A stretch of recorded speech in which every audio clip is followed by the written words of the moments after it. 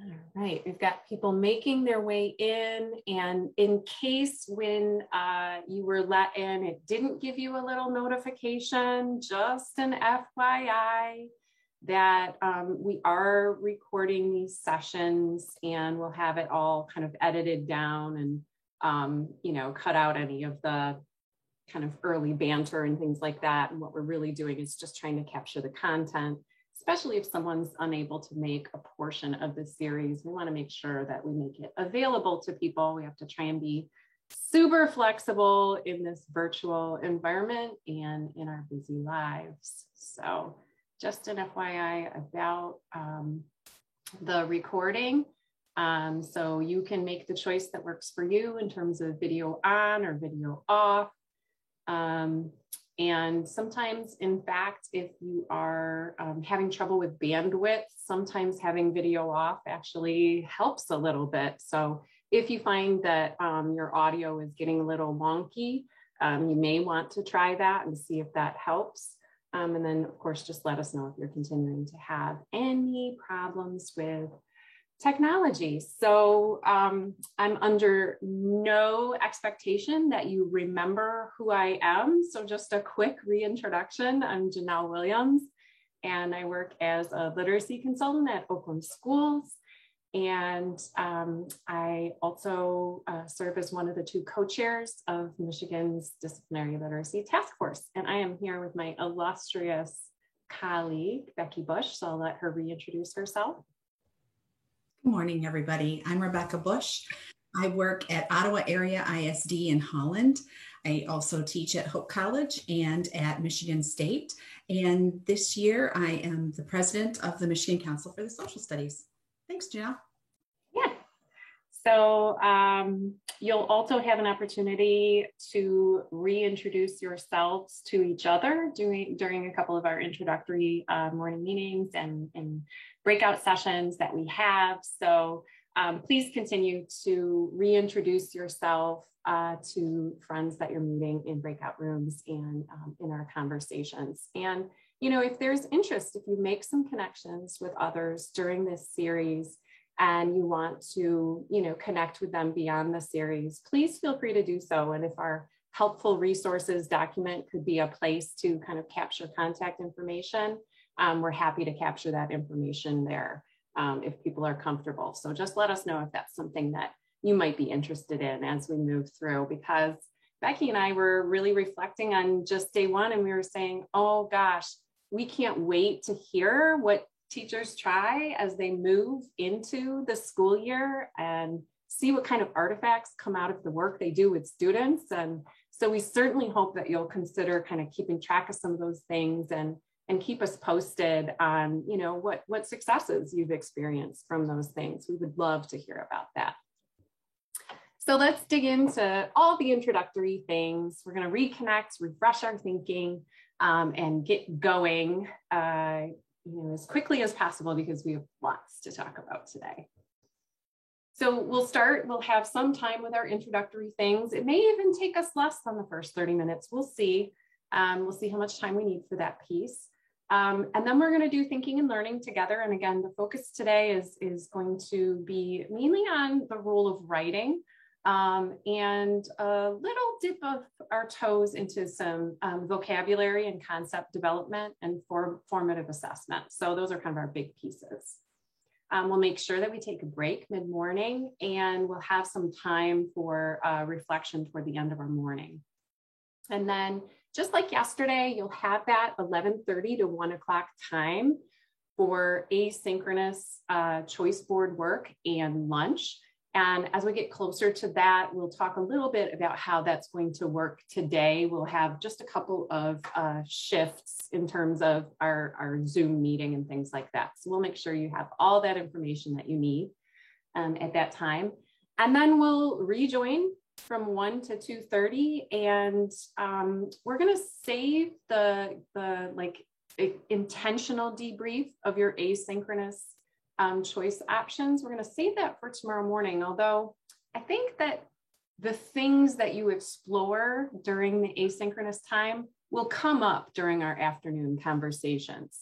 But we have some activities that we'd like to have you engage with to try and build a clearer picture of what this can look like in a social studies classroom. And Becky's going to lead you through that. And then we'll make sure that we save just a chunk of time for just that debriefing conversation that we're sure you'll want to have about the resources that you explored. And we'll do that tomorrow morning. So that's our day today. And yesterday we set some essential agreements for ourselves, and we have that question mark there at the bottom. We had offered some additional things that we thought would be really helpful to our group, things like having humor and being vulnerable and things of that nature. But I'd like to invite you to take just a moment to look back at these essential agreements and think to yourself, which one do you need to attend to today in order for this to be a really powerful and positive learning space for you? Take a moment. If you'd like to share what that is in the chat, you're welcome to. And if you'd like to just hold it to yourself, that's fine as well.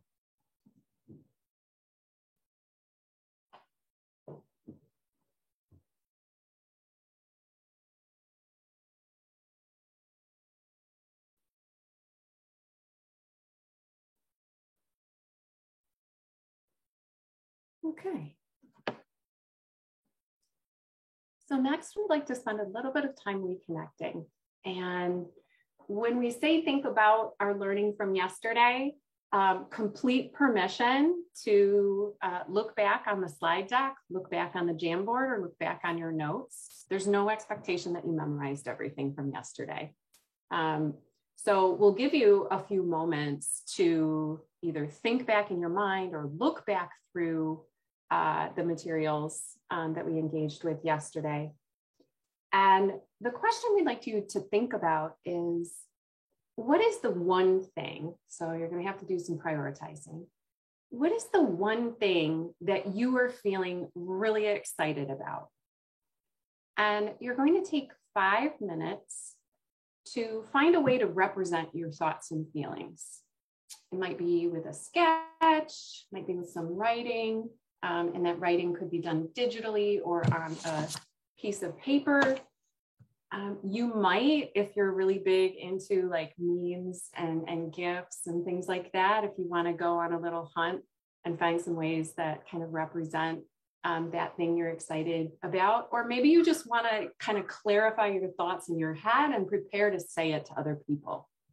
So you'll have some time to think about what that one thing is and how you want to represent it to people.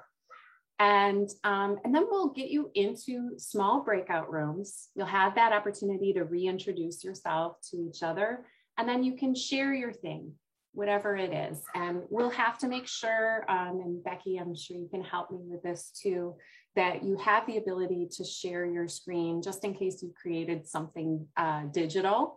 But we can just go old school as well and hold up our thing to the camera and talk about it. So it just really depends on what you create. So what questions do you have for me about what we're doing now?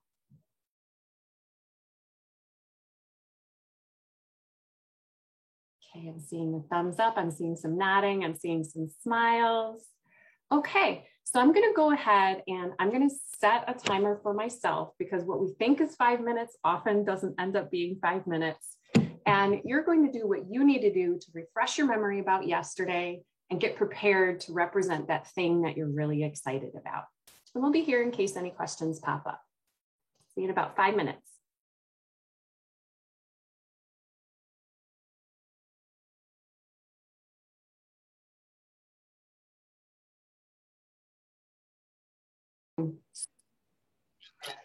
Soon I will get behind. I have no fear. Welcome back. Right.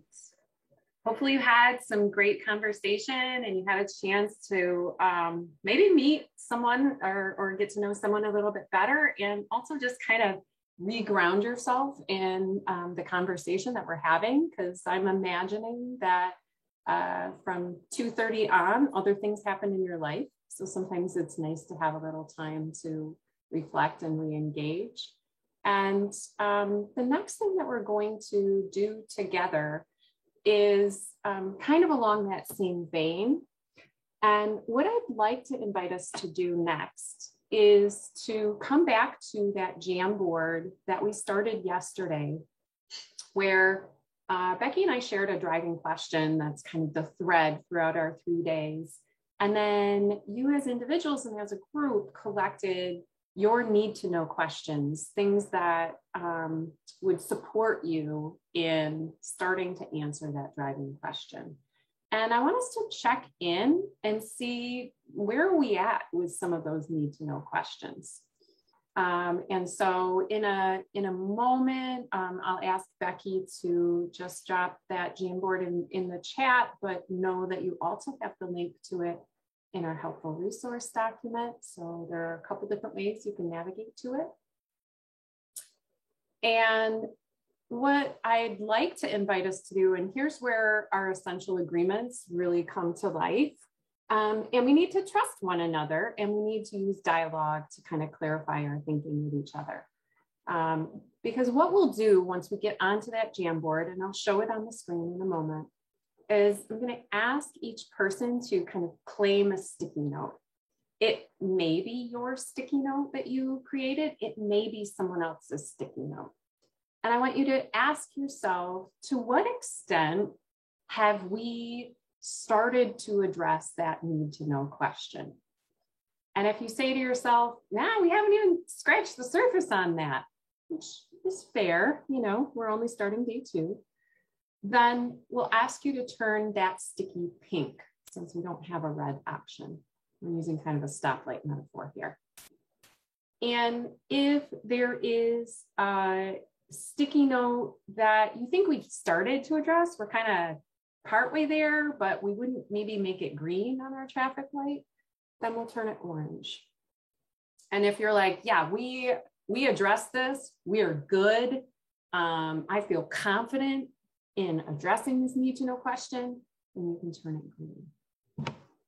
So I'm going to go ahead and switch over to the Jamboard, and I'll just, for those of you that might be again newer to Jamboard, I'll show you how you can go about turning a sticky a different color from what it currently is.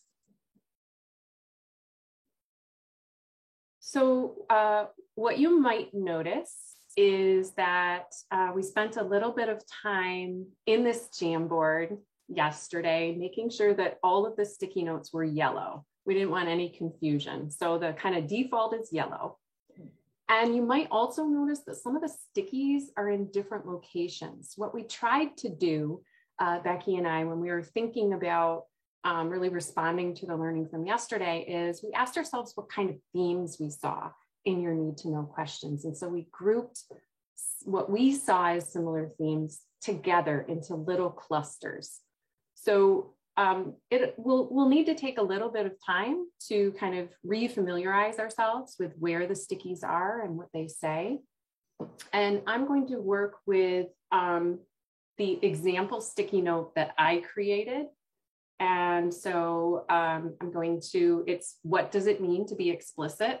That was kind of my mentor for you. And when I double click on it, it opens it up, and it's opening it up in a way where I can edit it. And you can see along the top here that I have an option of whatever color I want to turn that.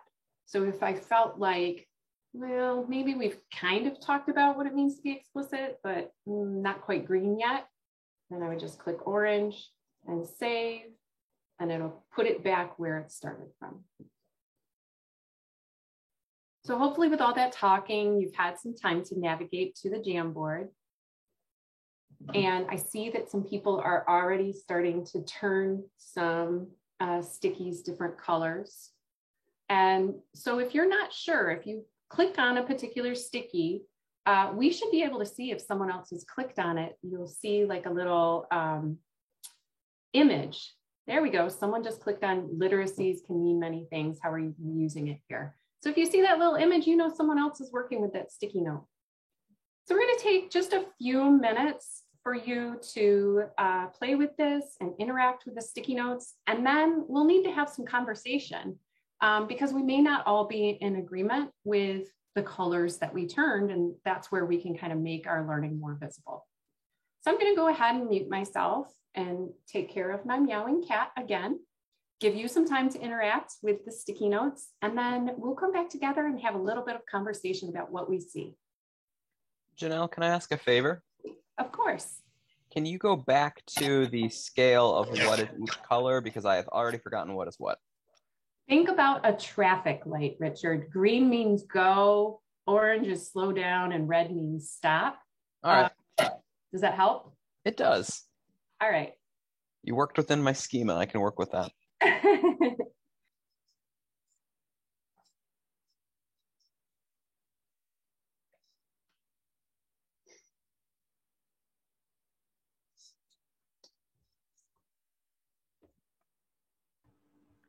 Can I add one since I didn't add any yesterday?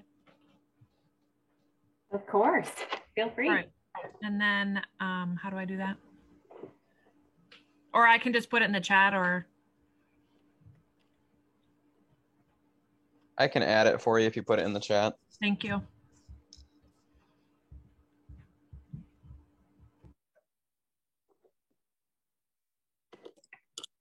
Mark, if you want to add your evidence, feel free. It could either be that you edit the content of the sticky note, or you add a little sticky note right next to it.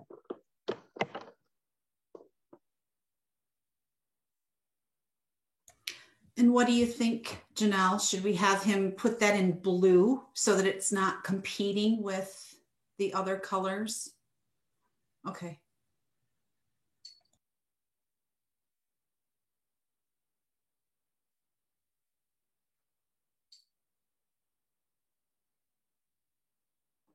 All right.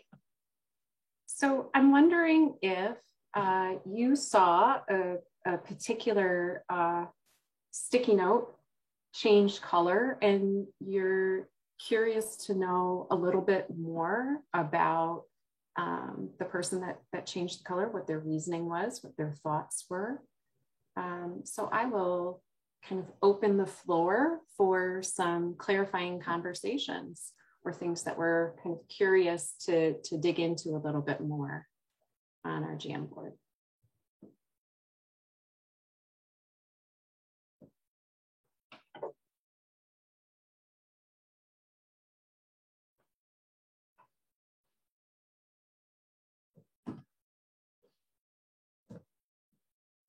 So what do you see on the Jamboard that maybe you feel differently about?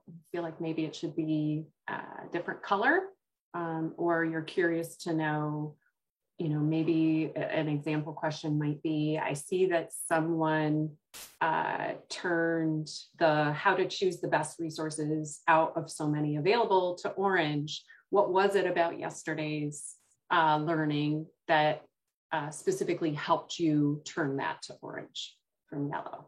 So to back up my note, I changed literacies can mean many things. I think I'm the little pink thing, whatever it is. So I just highlighted there. Mm-hmm. So literacies can mean many things. How are we using it here? So I changed that orange because I was thinking that our texts conversation from yesterday, what are different texts? I felt like that started to dive into that. I was seeing text and literacy because from where I was thinking of literacy would be the ability to navigate any given information provided. And I think we delved into that when we started listing different texts that we saw out there and looking at that. I don't know that we did the how to per text, although I think there were resources that gave us possibilities around it, but certainly I think we clarified when we're talking literacy, it's around all these different texts, not just a book or like written text, etc. Thanks, Mark. That's helpful. What else do we want to bring into the room? Since you picked out my example, since I turned it orange, how to choose the best resources out of so many available. I think that part of our answer, or at least for me, was kind of gotten from the TechSet article that I read yesterday, where they like mention like have your primary text to go with your or your compelling questions, supporting questions, whatever it might be. And then that's going to help figure out what other types of sources you need to provide that background information to get them ready for it. Don't think that's necessarily enough to call it done, but it's a start. And I turn the one to the left of that, how do we narrow down what resources to use when there's so many? I turn that orange because of the conversation about DBQ versus compelling questions. And again, like Kyle mentioned, we dipped into it. I don't think it's fully answered, but definitely had that discussion. I definitely used your turning of that as my I'm on the right track for mine. So staying in the resource area, I know I was with Bridget yesterday. I'll put in the chat. She shared, Kyle, was that the two of us and Bridget? I think it was. I think so, yeah. Yeah, she shared that from the National Archives. So in the National Archives, if you go to the link I just sent, there's actual worksheets there that are for novice or younger students or those learning English versus intermediate or secondary, as far as like just maybe some navigation around, and it has a bunch of different texts listed there. So photograph, written document, artifact, poster, map, cartoon, video, and so on. Fantastic, thank you. Does one more person want to lift something into the room? And just giving some rationale why I had mine on there, and it does connect to the resources bit because we're in the midst of having conversation with diversity, equity, inclusion issues of what textbook should we be using, and I haven't used my textbook as a primary driver of information in years, and I know that my students are having a better experience, but I am quite sure that the district doesn't love the idea of not having oversight on what resources are being used. So for me, that's a tough one because the reality is the textbook is nothing near what I would even consider using predominantly even as a base source because the information is just so limited and overviewed. So I know that conversation is going to come up and I'm not sure quite how to navigate that. With screens, of course. Well, Kim, I will say, now you're from Midland, correct? I've been doing a little bit of work with Midland in terms of the secondary ELA teachers, and yep. we're also Allison having told me a little bit about it. Yeah, so we've kind of shared back and forth some resources, but there are quite a few resources, tools that you can use for a curriculum or a resource audit in terms of its alignment to DEI. And if you feel like some of those might, if it ends up that you might need to use some of those tools, I'd be happy to kind of dig them up for you and share. That would be wonderful. Mm-hmm. All right. Well, this is looking really good. I have to say, I'm feeling like, okay, I feel like we're on the right track. If everyone had clicked on the sticky and turned it red, I would have thought, oh dear, we need to pivot today, right? And it makes perfect sense to me that a lot of these are still orange, and some of these are like lifelong orange inquiries, right? And what I love about returning back again and again to these inquiry questions is it gives me so much information about what is working and what is not working, and what's helpful to you and what's not helpful to you. There's often a big disconnect, as you know, between the information and the facilitation and how much of it, where is it going and what's happening with that after, it leaves our mouths. And so this is one tool that I find really useful in collecting some formative feedback from folks. And I love that it also gives the learners ownership over the inquiry, right? And it forces them to self-reflect on where they're at and give a little bit of rationale for why they're at. So it's a tool that I've gleaned from some of my colleagues, and I find that I use it quite a bit for a variety of reasons. And so hopefully you find some ways that it might be useful to you as well. Janelle, as the moderator of the Jamboard or the creator, are you able to do settings that can show who did what? So as a teacher, like I could check in, or is it all anonymous? So if I were to do it, with my students, I would want to make sure that they're signed in through Google so that it is showing them, or, you know, put some other pieces in place, some other norms in place. I know that they're constantly, like all of the Google suite of products, they're constantly updating Jamboard. So, you know, every several weeks, I find out something new that they've added in response to what educators and others are asking for. So I know that they are very responsive to, you know, the submissions that folks add in, saying it would be really great if Jamboard could ... Thank you. Mm-hmm. All right, so we're going to touch on the third rail of social studies. This is it, right? Every topic has a third rail. You know, that thing that you don't want to touch because it ends up being a big explosive thing, right? So we're just going to go there, and we're going to see what comes up when we think about the role of writing in social studies. And this would be a great time for us to think back to our essential agreements. Speak your truth freely. This is a space where we can kind of work through some of the sticky issues, right? You know, there are no gold stars for acting like everything is great with writing and social studies, or, you know, that there haven't been challenges or constraints in the past. We're here to work through some of those things together and hopefully offer some new insights or possibilities that maybe haven't been in place before. So, you know, Becky and I, when we were preparing for this, you know, we're like, okay, well, we'll see what comes out of this. I'm really interested. You are such a thoughtful group of educators and professors and consultants that I think that some really great things will come out of our conversation today. So I'm really looking forward to it. So I want to start, just like all of the things that we've offered to you, we've offered them as really trying to clarify what we mean or our stance on particular terms. We did that with the term literacy. We did it with the term text.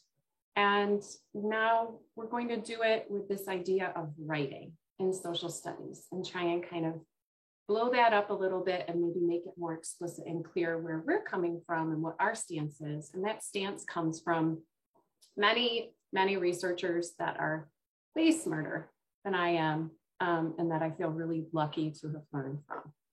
So we start by offering this quote. It's based on some of the work of Appleby and Langer. They've done a lot of work in not just writing, but kind of the role of language in concept development. We refer to their work quite a bit when we're talking specifically about disciplinary literacy. And I pulled this quote actually from a book that helps me quite a bit, and that's Disciplinary Literacy in Action. And I've given you the page number for that.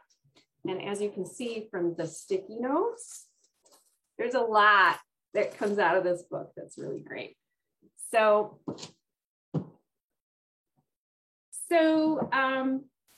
here's what Raylia Lent and Marcia Voigt offer as a quote. They say, in Appleby and Langer's research regarding the act of composing, they make the point that one of writing's most important functions is to help students clarify understanding of the subject. That is, to comprehend content topics more deeply. And so what Becky and I would like to offer as something for us to wrestle with over the next little while is that writing is thinking. And we want to kind of unpack what that might mean this morning with you. So let's get to it. think it might be helpful for us to kind of get a sense of like the current state, like where are we currently at when it comes to writing. So I'd like to invite you to think back to your classes, and you may want to think about this past year because maybe there was a lot that you gleaned from it in terms of your practice. You may also want to kind of block out last year because it was a survival year for you and go back to, previous years where you were feeling really effective and confident in your teaching, okay? And so when you think back to that, let's try and individually list the different ways that students in your classes have engaged in writing. And by writing, I mean here like pen or pencil to paper in some format or digitally, okay? So real broad interpretation of what we mean by writing. And we're going to give just a few minutes for you to either on a Google Doc or on a piece of paper, list all of those different ways that students have engaged in writing and think about what the purpose of that writing was. So why was it that students were engaging in writing at that point? What questions do you have about what we're going to be doing for the next 3 minutes or so?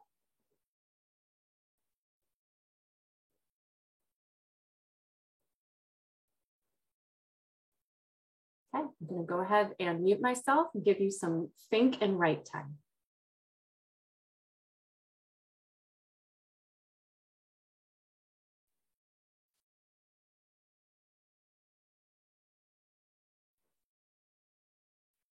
I invite you to find a pause point in your writing, finish whatever thought you're on. I'm quite sure that you wrote down more than one thing, but what I'm going to ask is that you pick one of those things that you wrote down, select one of those, and go ahead and add into the chat just a real brief description of what students did in terms of writing and why.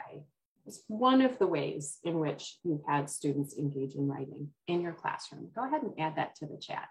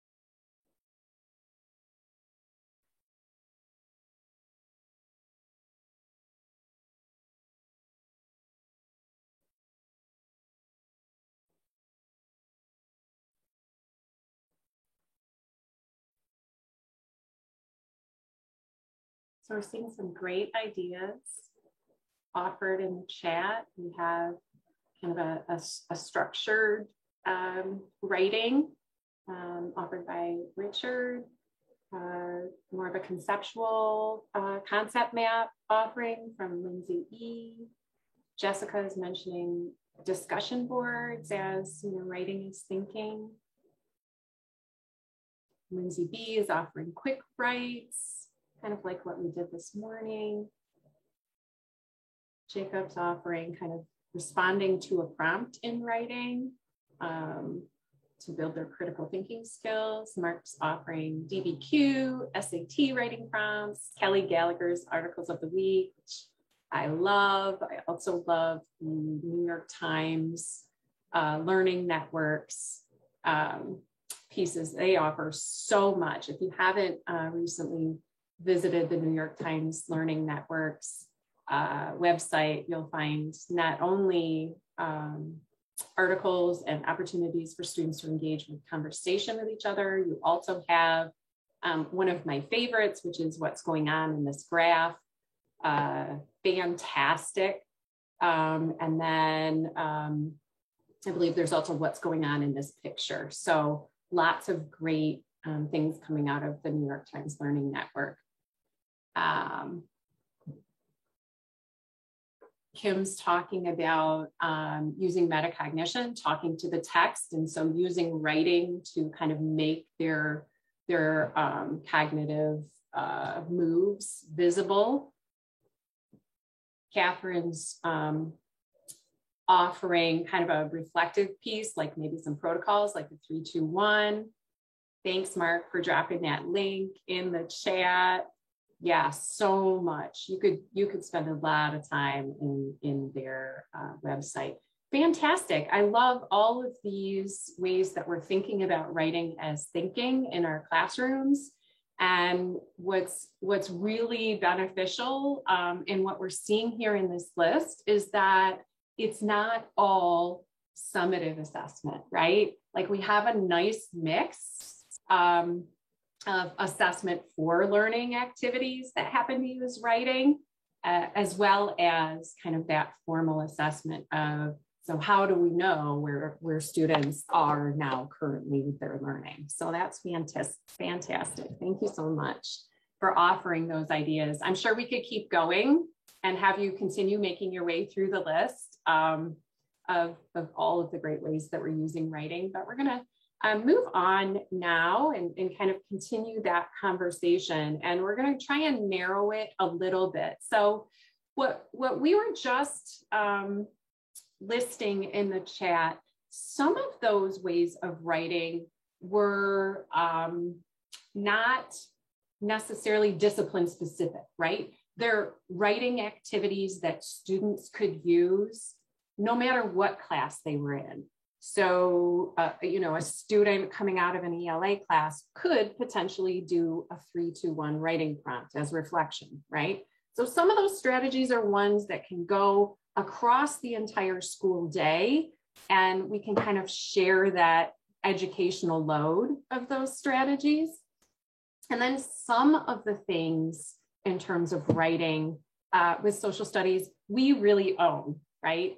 As social studies disciplines. They're unique to the ways of thinking that we build in social studies. And so we're going to do an activity next that asks you to take a specific disciplinary lens and do a little bit of writing from that lens. And then hopefully that's going to allow us to make some of those writerly moves more explicit, okay?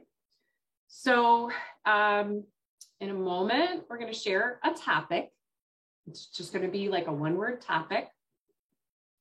And we're going to ask you to pick a disciplinary lens, one that you feel comfortable with. And when we say a disciplinary lens, we're not saying that you have to be the expert in that discipline, just one that you feel comfortable with.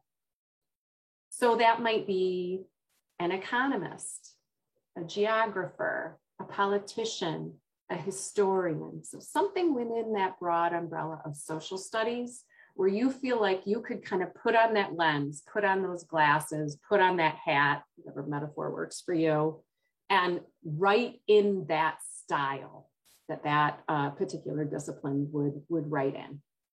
And so we'll do a little bit of writing.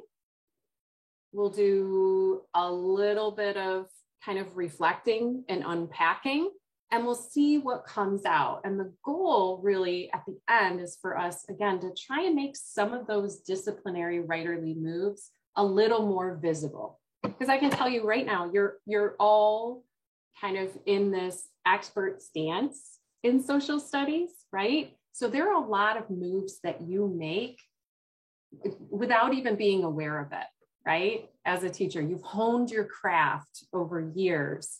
And where the disconnect happens sometimes for all teachers is how to take all of that expert knowledge that you have and make it explicit to your students. So we're going to just do a thought experiment and see if we can kind of uncover some of those things and name them. Sound good? Okay. Give me a thumbs up or a reaction using the Zoom reactions if you have picked your disciplinary lens. Cool. Now you want to know the topic, don't you? Okay. The topic is Haiti, the country Haiti. I'm going to mute myself. I'll give you a few minutes to write about Haiti from your selected lens. Ready, set, go.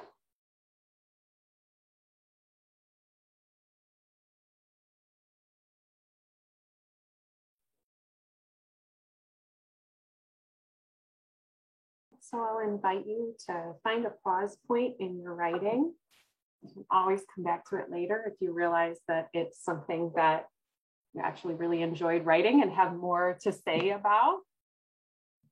And what I'd like to invite you to do with the writing that you created is to think about your process. So we're not here to critique your writing or, evaluate the grammar or anything like that. What we really want to do is get curious about the choices that you made as a writer based on the lens that you adopted. So you see on the screen some reflective questions. I would encourage you to hone in, especially on the first three. So thinking about the writing that you created, what language choices did you make? So as you were putting your pen to paper or putting your fingers over the keyboard, you were choosing one word over another. Why might that be? And another thing would be, what organizational choices did you make? So in terms of the structure of the writing that you did, or how you chose to group ideas or introduce them or end them. So maybe there were some decisions that you made organizationally or structurally based on the lens that you had. And then just in general, why did you write it that way? What was your rationale? So take 30 seconds or so, look back at your writing and try and go back through some of the decisions that you made and see if you can uncover some responses to at least those first couple of reflective questions.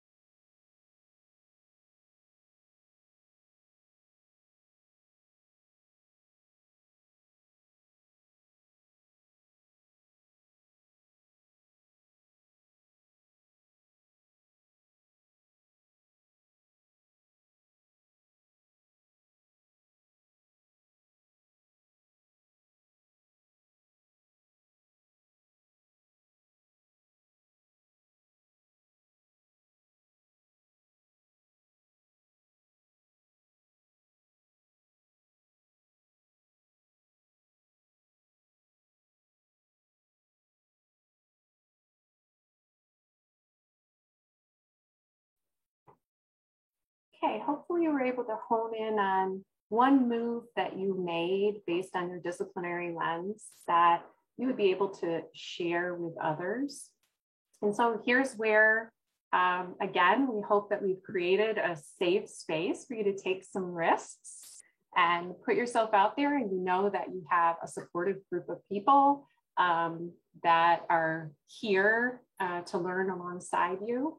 And so I'm wondering whether there are one or two people that would be willing to share maybe just a snippet of what you wrote and talk a little bit about either your language choice based on your disciplinary lens or the organizational choice you made and why you made it. So help kind of open the window to what happened in your brain while you were writing that particular excerpt. Do I have one or two people that would be willing? I see Kim is willing. Thank you, Kim. We've got Jessica. Wonderful. We'll start with those two. And then if they inspire you and you feel like, okay, the world didn't end when they shared, I might share too, then we can always make space for more people to share. All right, Kim, do you want to take us through it? Yeah, did you want me to read what I wrote and then talk about my choices? Yeah, and maybe it's just one portion of what you wrote, depending on how much you generated during that time. You may want to just hone in on one particular part. Okay. Well, I chose historian, and I decided to start mine with issues today. I'll just read this part. Current issues in Haiti today stem back for years. One area that must be discussed in Haiti's relationship with other nations, specifically France. Haiti, once known as Saint-Domingue, was a prized possession and colony of France because it was a major producer of sugar, coffee, and indigo. France used not only the resources of this nation in an exploitive way, but also its people. So when I started it, I figured if I was a historian, I'd have to maybe make note of a situation that's going on today in the country in terms of instability, and then talk about why part of that is. So then going back to the colonial era, I'm not sure, I'm struggling with the first question in terms of language choices. I'm not sure I would have chose different ways of writing, but more content I would have chose to focus on differently. So I don't know about the language one, but for organization, I definitely started with a recognition of what's going on and then try to explain a little bit as to why that is. And as I was writing, because I'm fortunate to teach this topic when we talk about France and the French Revolution, so I do have a lot of background on it. But when I started in, I'm like, well, I want to talk about this, but I shouldn't because it's not political. And I want to talk about the economic impact, but I can't focus on that because that's not the lens I picked. So as I went, it was kind of difficult to decide which direction, because from a historical lens, all those things come into play. But, you know, you don't want to go into the supply and demand of sugar and the cost of it if that's not your lens. So is that what you were kind of looking for? Okay. That's awesome. And thank you so much for sharing that. So what I heard in the first part of what you shared is a recognition that this idea of causation is really important to historians to make explicit. And then when you were struggling a little bit with the language choices, I noticed that you used a word toward the end of your writing about exploitation. And so I feel like that's a particular language choice that we could probably sit and unpack, and we could ask ourselves, you know, to what extent do historians attend to words that kind of fall along a continuum of emotion, right? Like, what's the role of emotional words in historical accounts? So that might be one example of kind of a language choice that historians might wrestle with. So thank you so much for sharing that and making your thinking visible and sharing your expertise on Haiti as well. Thank you. Jessica, what did you come up with? All right, so I also chose historian. I was not as good as Kim at sticking with my lens. And I actually am like more of a brainstormer, so mine turned out as a list rather than just a free write. Excuse me. So I have Caribbean, rich in culture and ethnicity, the Haitian language in France and colonies, climate, so like hurricanes, and then that led to government help, dictatorships, assassination, protests, current events, and then I started thinking deeper about all of those. So like if I were to continue writing, I would obviously write more about each of those. But I found that looking back on those things, like I said, I was not good at sticking with the historian lens because I feel like I branched out into all of the other ones and tended very fast to take on that social studies lens of you have to cover all of the things within social studies, not just a historian. And I did notice too, it felt really chronological almost, like in the order that I was thinking about it. And then the language choices vary that social studies. So I thought of my middle school days, Mr. Help, and covering each like movement and region and all of those things when I'm thinking about a place in government, and then the current events, obviously, because it's very current. And then difficulties or obstacles, then I was like, oh, well, what haven't I seen in the news lately? Like, what's going on there now? So then I wanted to start looking things up to learn more, because I haven't been watching the news because it's summertime. And so that's how I would deal with difficulties or obstacles. I have the background or interest to want to go look it up. And then that made me think about my students and how I can get them to do that. That is so fabulous, Jessica. I'm so glad that you were kind of really visible and vulnerable with your thinking, because I want to just emphasize that when we think about these disciplinary lenses, it's kind of an artificial thought exercise, right? And we're only playing with that to try and uncover some of the different pieces of metacognition that take place, so that as the need comes up, we have the language, right? We can do a think aloud with our students about why we made the moves we made.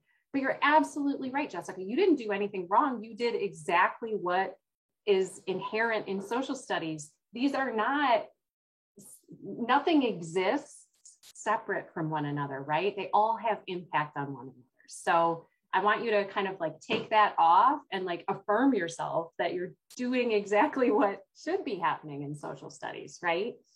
And then the other piece that I wanted to kind of emphasize that I heard from you is that when you were thinking about historical, writing from a historical lens, you were thinking a lot about telling the story, right?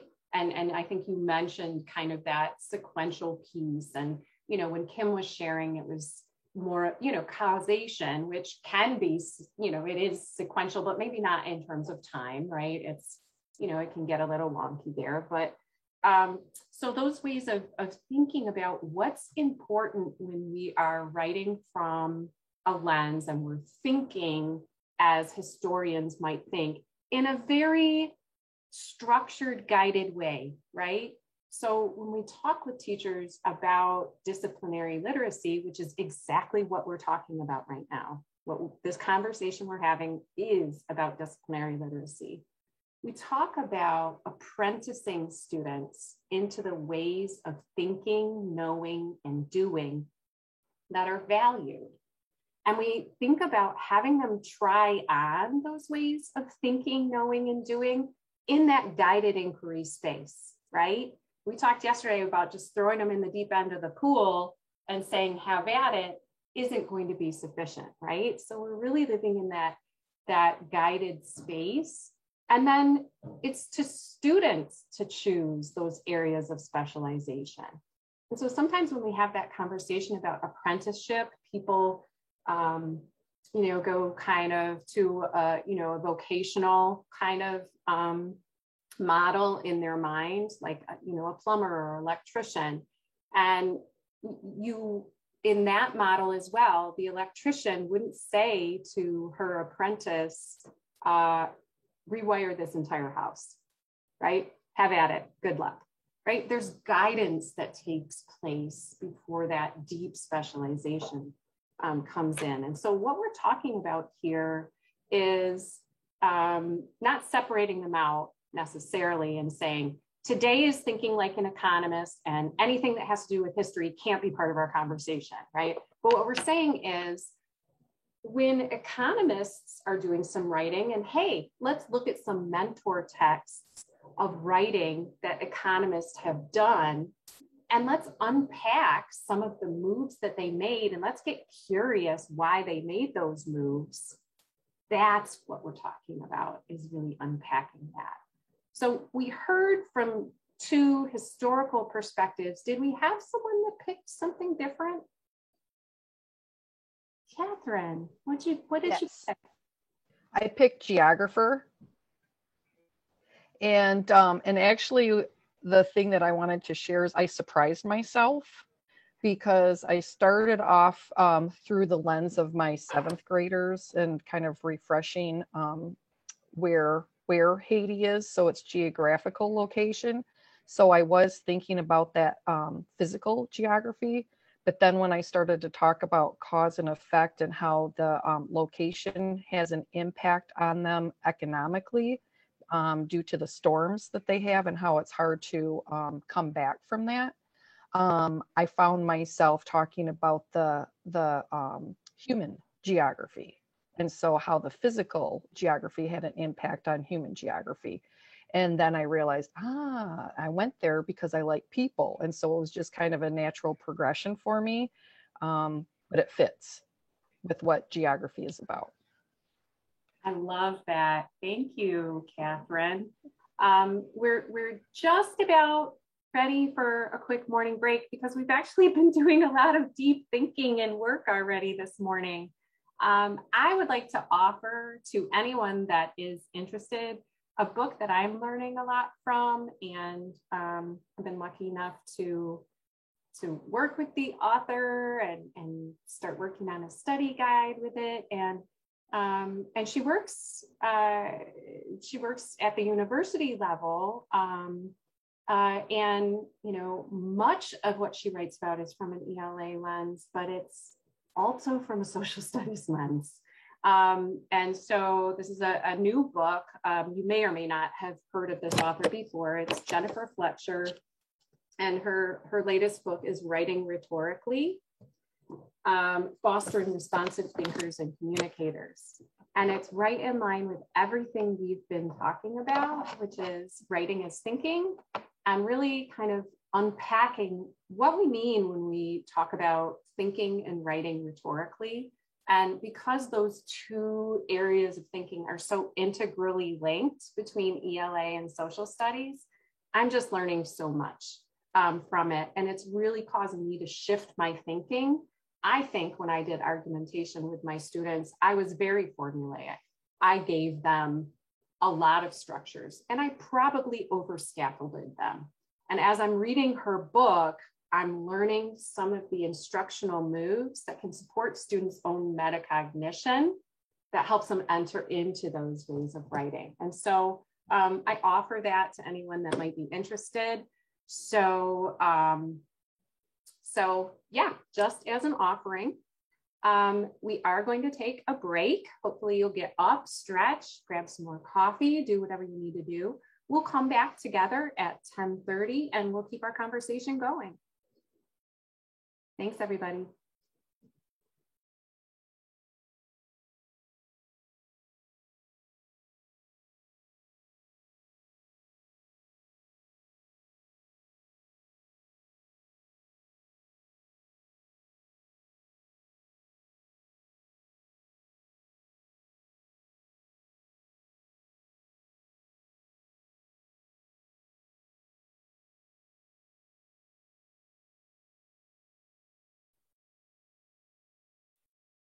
Welcome back, everybody. I hope you had a chance to stretch and grab some water, hydrate, and feel kind of refreshed and ready to get going again. Thank you, Becky, for being on top of all of the hitting record and pause. I could not do that without you. It's one of many downfalls I have, is always forgetting to record. So when we left before the break, we were thinking a little bit about the role or the roles of writing in social studies, and we were kind of unpacking some of the metacognitive moves that we make when we're thinking from different lenses, and the role of really working to make our thinking explicit to our students so that they have some guided practice in trying on those ways of writing and thinking as well. And I mentioned briefly that I felt, when I look back at my own practice, I feel like I probably overstructured students' writing in my social studies classes, and I probably overscaffolded. And I did it for good reasons. I did it because students struggled. They struggled with the writing, and they struggled to pick it up. And I felt that that was a solution that could help them, right? So it makes pedagogical sense, right? Teachers are problem solvers, and when they see that their students are having a hard time with something, they want to solve it, right? So I just want to name that. And one of the things that I think is really exciting, and there are different authors that have worked on ways to do this, and they give different names to it. And it's so funny, when Becky and I were planning and we were thinking about writing as thinking in social studies, she said, oh, there's this one strategy that I do and teachers love it. And I was like, I put that in this slide deck. I called it something totally different. So clearly we're sharing at least part of our minds with each other. So one thing that we can think about is the fact that when you were taking on a disciplinary lens and you were writing from that lens, there was some complexity that came in, right? It wasn't as simple as just thinking like a historian, right? All the other areas of social studies came into play. Well, the same is true when we think about, kind of expert status, economists, historians, and the writing that they do. Often we want to present it to our students as if there's one way historians write or one way economists write. And the reality is, when you look at mentor texts, so real texts in the wild, you see that oversimplification really doesn't exist, right? There's a lot of variety out there in how folks are using writing to communicate ideas that relate to social studies. And so one way that we can kind of flip that script on kind of oversimplified templates for students writing is to gather those texts in the wild and help students unpack them so that they have experience with a wide variety of types of texts and the differing ways that people, even within one discipline, might use writing to communicate ideas.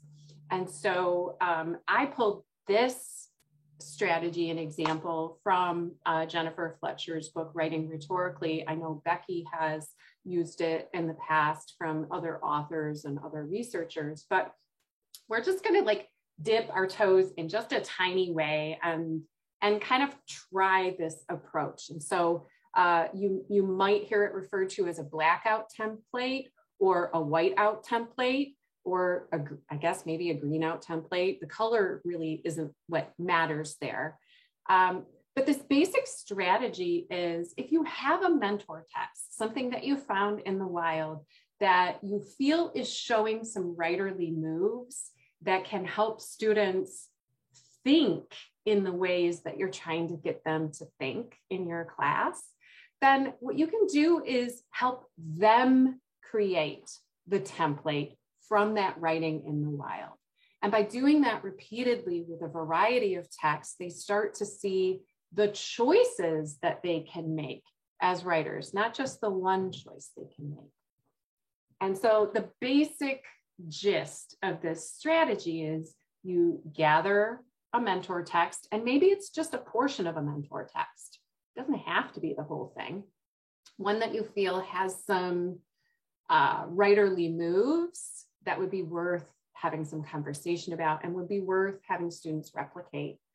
And you either individually or together, I would definitely recommend starting it together as a collaborative process.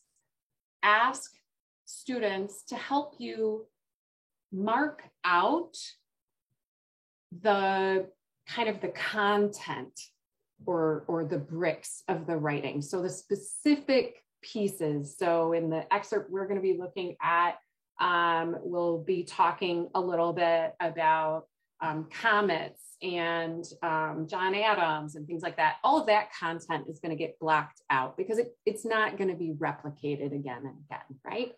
And we're just going to leave that mortar, those transitional words or those signal words that mark some sort of thinking is happening or some sort of move that the writer is making that could be replicated. And then we look at what's left and we say, in what ways could we apply our own content in place of what we marked out, and use some of those same organizational words, signal words, transition words, to kind of structure our writing. And for what purposes might this particular template be useful? So I am not an expert on the text that we're going to work with. So I'm coming at it as a learner too. Okay, I have not read this full text. I pulled it from Lapham's Quarterly, and I just have the first page of it. And I'm wondering if we can, either through chat, I've got the chat open here and unmuting, if we can work together to try this out and kind of block out the content pieces and leave just some of those signal words or transition words that we think are important. And here's the great thing. There is no answer key for this. So we don't have to worry if we're doing it wrong. We're just kind of doing a thought experiment with each other and trying it. Does that sound fair? Okay. All right. So I'm just going to scroll up so you can see the title of this article from Lapham's Quarterly. It's A New Planet in the System. And then underneath it, they have some artwork called Constellation from Helen Gerardia, 1956, from the Smithsonian. And then we get into the content of the article. You may, Richard, when you click on it, it may be, let me just change it right now. I'm going to kind of drive on ours. And what I wanted to name for you before we got started is I'm opening this in Kami, which is a PDF viewer. And I often use this as a way for groups of people that I work with to highlight, mark up, annotate a particular piece. I know some people use other PDF viewers and things like that, but Kami is the one that I've gotten comfortable using. And you can see kind of along the left-hand side, there are all kinds of pieces, but that tools that you can use. But we're just going to use the text highlighter. And I went to the palette and I selected black because I want to kind of block out the content of this article and just leave those signal words. Okay, great, Richard. I'm glad you were able to get that this time. So the other thing that I'd like to name is if you find that you are pulling and using a lot of articles in your class for kind of this think aloud or group annotation, a Chrome extension that I am absolutely passionate about. I feel like if they had brand ambassadors, I would be their brand ambassador, is it's called Print to PDF. And you can just Google Print to PDF Chrome extension and add it. And what it allows you to do when you open up an article on the internet is you can choose whether or not you want the images to be a part of it. You can alter the text size. If there are ads and things, you can cut them out. And then you can create kind of that cleaned up version of a PDF to have students work with so that it's there aren't all of those visual distractions. And so that's something that I've been using for years. You can also, it also reduces, if you're going to be printing any of that out and doing handouts, it reduces the amount of paper that's used. So it's also kind of good for the earth. So, so if I were to have students, if I were to kind of assign them individually to work with a particular article, I would first create that clean PDF using the Chrome extension. And then we might have them, work in Kami or another way to do some annotation and make their thinking visible. So I'll just pause there and see if there are any questions that popped up kind of from that tech aspect of things, or any comments. Has anyone used either Kami or the Print to PDF extension?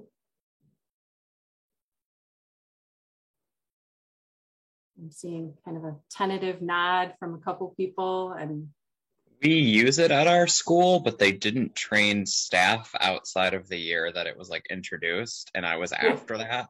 So like some of my students know how to use it and some of them don't, and they're like, "Can you help me?" And I'm like, "No." Yeah, I know there's a lot of capability to Kami. I use it at very much the ground level, but it's fairly intuitive for those real basic functions. If you ask me any detailed questions about it, I'm sure I'm not the person to help you with it. But the print to PDF Chrome extension, I'm your girl. I'm more excited for that one, if I'm being honest. Yeah. I'm still a big fan of a hard copy, but then having a digital copy available. Yes. And so like that looks like it would save my paper supply, but also like that alone made my morning. Yeah, I'm telling you, it's a game changer. So if you start playing with it and you have some questions, feel free to reach out to me. I'm happy to kind of help you think through it. Okay, so all that tech aside, since we're working in this virtual space, we're just going to kind of play with this a little bit. And I just have the first page of this article. I haven't read it. I don't have an idea of where we need to go with this. And so I need your help. And so what I would love is if we go through maybe just the first few sentences, if we were to black out the content and just leave signal words showing, can you guide me to what parts you think I should black out little by little? So I'm kind of your puppet right now, and I need some folks to take charge and tell me what we need to do to get rid of this specific content and leave just some signal words, some transition words that move us from one idea to the other. Is there anyone that's willing to help us get started? I can do that. Great. So I don't know if this is a little too extreme, but in that first paragraph, and I'm approaching this a bit from my English teacher background, so I would just kind of I would black out everything in that first paragraph except for the words the month in the first sentence and in fact in the second sentence. I don't know if that's too drastic, but that's what I kind of interpreted when you said take out all the content. So. All right, we have some folks that are nodding, Jacob, and we have Catherine saying in the chat she agrees. Lindsay E says the same thing. So awesome. Okay. Great. So we have that for the first paragraph, and this could be something that we could offer. This person is clearly writing from a historical lens, right? So we're moving on to the second paragraph, which starts with since the classical era. And I'm wondering if someone wants to get us started. What would we kind of mark out with this second paragraph?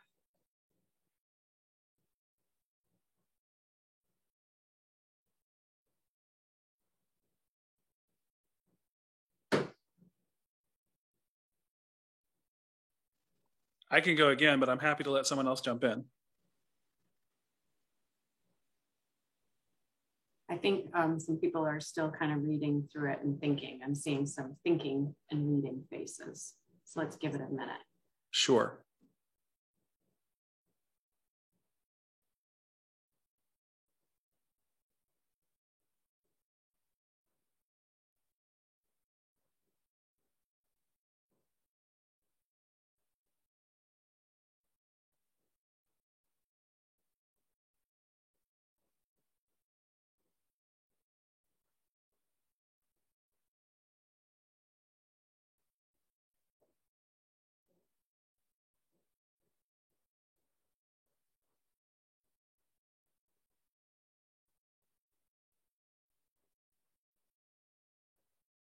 It's okay not to be at a point of decision, but maybe there's someone that's willing to tell us, is there a part of the second paragraph that you're wrestling with a little bit? Like you maybe originally thought you might mark it out, but you're thinking, oh, I might want to leave it because, or I'm having a hard time deciding because.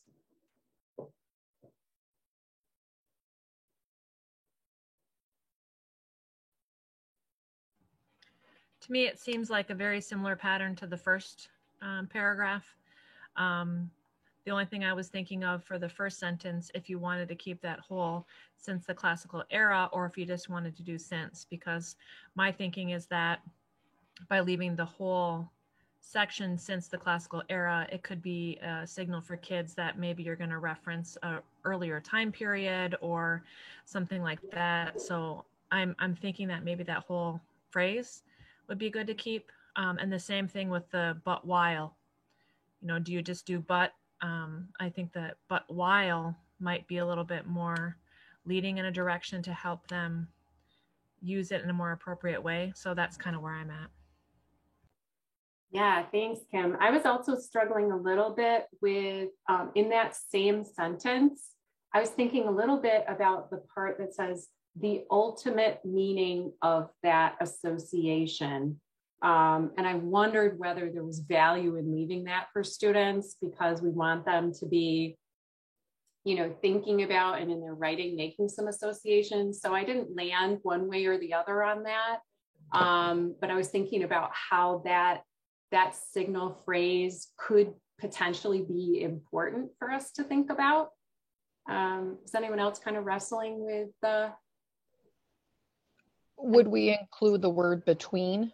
Is that like a transitional word? Mm-hmm. Yep. So what, you know, and we're just dipping our toes in here, and obviously the article goes on for many more pages. And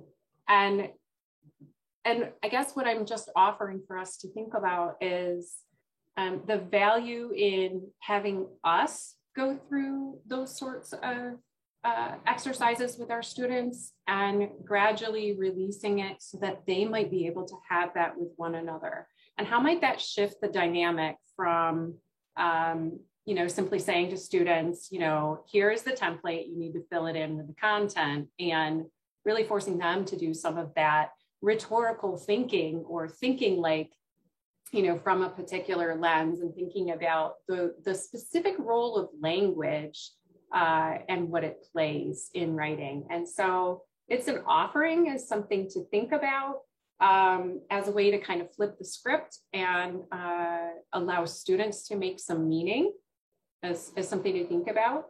Kim, it looked like I saw your hand. So if you were doing this with students, when you say creating a template, would you say this is, you know, the kids come up with a list of phrases or transition words? Do you say this is more of a historical lens and this is what they do? This isn't like, how would you create that next step? Or would you kind of leave it open for them to decide themselves? I think it depends on where you're at with this kind of exploration of flipping the script kind of to our like continuum of inquiry, right? Where I could see that we would probably need to go through this several times with several different types of writing, and perhaps start to collect, you know, our own class collection of templates. And then there's power also in having students think about, once they get the gist of kind of how to go through this exercise, to then maybe not frame it for them in the beginning and say, here's something I found. I want us to read it and think about it. And based on all of this deep language work that we've been doing, where do we think this fits in our investigation on writing, like, you know, writing in social studies, or writing in a way that's valued in the disciplines of social studies. So you're kind of gradually allowing students to make those connections. You know, in the Writing Rhetorically book, Jennifer Fletcher makes the case that what we really need to build is students' ability to think in rhetorical ways and think in ways that are valued, and that the writing then follows the thinking.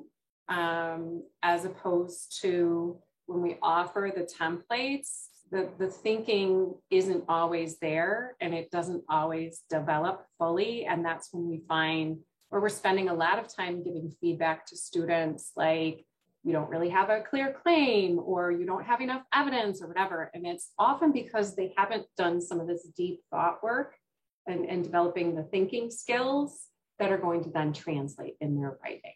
And so that's kind of the gist, the argument of her book, which I found really thought-provoking and really caused me to kind of be more nuanced in my thinking about it. And then would you say, you or either Becky, that's another one of the flaws of the DBQ model? Because when my kids do the DBQ, it is very formulaic. I wouldn't necessarily use the term flaw, because all resources to some extent have some value based on their purpose, right? And I see that the purpose of DBQs as being a structure that can support close reading.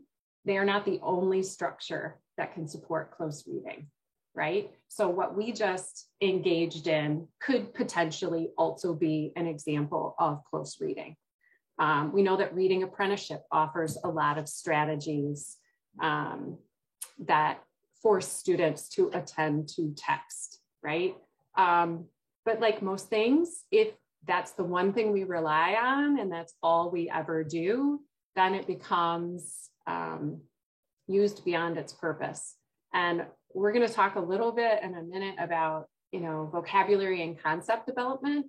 And I was sharing with Becky when we were preparing that I'm like super passionate about Frayer models, and how using Frayer models to unpack a vocabulary term can really force a deeper knowledge and understanding. But if that's the only tool we use to help students develop vocabulary, then we end up doing things like assigning students to create 30 Frayer models on each of the vocabulary terms, right? And so we're removing some of that thinking from our students. So I'm a big fan of, if a tool is research-based and it's supporting students and not doing harm to students, it's great. It shouldn't be the only thing that I do. And that's just me too, personally. I think I would get really bored if all I were doing is one particular approach. And if I'm bored as a teacher, I can guarantee my students are as well. So how do you then, I'm sorry if I'm going in a direction that you guys weren't planning. How do you develop mastery in a strategy? So we do 4 DBQs in a year, and that does take a lot of time because you do have to train them how to even investigate and pull content from sources. So I find myself having to make decisions about what skills need to be focused on, because if I only did 1 DBQ to keep the rotation fresh, they would never master the skill, because even some students by the 4th time we do it still aren't where I hoped they would be. And so how do you do all that and deliver content? Yeah, that's fair. And I don't think I have a perfect answer for that, Kim, because often we have those kind of school-wide or district-wide agreements for things that we don't have control over. So what we have to navigate is the best that we can do under our scenarios, right? But if I could wave a magic wand and have that conversation, that school-wide conversation or district conversation, my question would be, is our goal to have students master DBQs, or is our goal to have students be critical thinkers that can communicate their ideas clearly and use evidence from text to do that? And based on our purpose, if the answer is we want students to master DBQs, well, then yes, it makes sense that we're going to spend a lot of our instructional time doing it. But if our answer is the latter, not the former, then our instructional moves need to be aligned to that, right? And I get that that's me waving a magic wand, and sometimes we don't have that control to make those decisions. So then it's what's within the realm of our control that we can engage in. And I think it's valuable to ask yourself with any strategy that you take up with students, is my goal to have students master the strategy, or is my goal to support students in clear, reasoned thinking in social studies? And that will allow you to determine just how much time you're attending to teaching students the strategy and how much time you're allowing students to actually try the strategy because it supports their thinking. I don't know if that is kind of resonating or making sense. Yeah, it's exactly. It doesn't solve any issues, but brings up conversation that I probably need to take back. Yeah. I'm looking, Jacob, I see that you have a hand raised. I don't know if that's Jacob B, sorry. Yeah. No, I was looking at that second paragraph of just to go back to the excerpt there. And I'm approaching it from my English teacher background. Originally, my first thought was to black out everything except for since and but while. But then I was kind of wrestling, like Kim and some of the others, with what do you lose so much information when you black out all those words, right? So I wonder if the approach is to, just like you said earlier, complex writing is complex thinking. So like, for example, this might be a little, I'm going to use grammar terms here. So, fasten your seatbelts, but like a compound sentence, right? That's two independent thoughts linked together. So you take that last sentence of the paragraph, revolutions and rebellions had taken on very different associations by this time, comma, and so comments had likewise come to embody new possibilities. That compound sentence is linking those two things together. It's implying a connection, as opposed to a complex sentence, which has one dependent clause that can't stand on its own, joined by a comma. So the sentence right above that is a complex sentence, and that is implying one idea is more important than the other, right? So the less important idea is the introductory phrase that is ended by a comma. But while, blah, blah, blah, comma, the ultimate meaning of that association had changed. So I wonder whether it's economics or history or poli-sci, if as we're looking at these mentor texts, we can build a library of, well, here's what historians do. They look at cause and effect. They determine the most important variable. Or here's what economists do. They look at, the relationship between signaling and marketing and different choices, right? And you can tie that to specific sentence structures. Like if I were doing this in my class, I might have an anchor chart or some sort of Google Doc that you work on throughout the semester.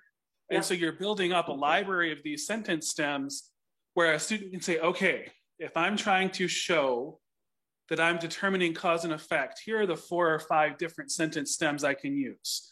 Or if I'm trying to show that we're leaving out a variable, here's a sentence stem I can use to make that point. That's kind of where my mind would go on that one. And then just to connect to Kim's, man, we only have time for 4 DBQs. I mean, my mind goes immediately to my AP, US history test I took as a student, where I didn't have weeks to do that. I had 30 minutes. So to me, there's nothing wrong with saying, okay, here's a text you may never have seen before. You're going to do a DBQ. You've got 30 minutes. So you're rapid prototyping to kind of say yeah, in the perfect world, we'd take weeks to set this up and lead an investigation, but we don't have that time. So let's take, 1 day to do it, 1 day to debrief, move on. So those are kind of my connections. I got a connection off of yours, if that's all right. Since you teach APUSH too, you might be familiar with Heimler's history. Not ringing a bell, but I'm happy to learn. Okay. Basically, he is like a YouTube. He was a history teacher for a long time, and now he basically does YouTube videos and explains how to do APUSH, AP World, AP Europe. He created a planning document for how to do DBQs. And so one of the strategies that we used in my AP classroom, right before the AP test, is we wanted to get some more DBQ practice in, but we knew we couldn't master this in the amount of time. So what we did to the start of every day leading up to the AP exam was doing a planning document where they had 15 minutes just to get through their sources. I'm sure there's a way we could accommodate that down, with more timing, that type of thing, or less sources to work with a general education class as well. But I found that was kind of a way where I didn't have to do, okay, I say we need 8 DBQs. We don't have time for that, but we could still get some of the other stuff in. And what did you say his name was? Heimler History. I will go find a link for y'all and put it in the chat. Thank you. This is great conversation. It's it's deeply worthwhile to me. And I'll just name that because there's so much importance in making space for these conversations, there may be certain portions of our slide decks that we don't have time to really unpack together. But I just want to kind of name that they're still there and in the slide deck. So should you look back, they'll be there for you. But that there's value in some of these issues that we're raising as a group so that we can kind of move forward in our inquiry together. So just wanted to name that. Hopefully we had a few things from this chunk of time, this last half hour, that got you thinking in some new ways, got you considering some things or questioning some things, or maybe feeling like determined to do some things.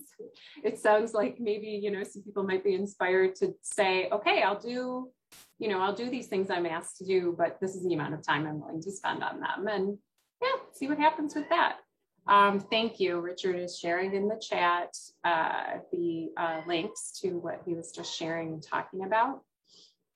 I'm hoping that we can just switch back to our slide deck here. I'm hoping we can play a little bit with this idea. So we know that writing is thinking, and we also know that much of our learning gets solidified not only through our writing, but through discourse. And so there's tons of research out there about best practice in vocabulary development. And full disclosure, if I could go back, I would take up many more of those approaches, because I just didn't know. I didn't know what I didn't know when I was in the classroom. But there's a lot out there that talks about this idea of, you know, vocabulary development as concept development, and having vocabulary be kind of embedded within our instruction and not just, you know, a list of words that we assign to students, and that students need multiple opportunities in multiple modes to work with those. And often where we get stuck is we're like, yeah, I know that. I know that's what the research says, but like, how? I have this limited time. So what are some ways I can go about doing it? If giving them a list and asking them to write definitions isn't the best way, then give me some other ways, right? And that's a fair question. And we certainly don't have time to engage in all of the possible ways, but I would like to offer something that might be super familiar to a lot of you, and maybe vaguely familiar to some, or completely new to some.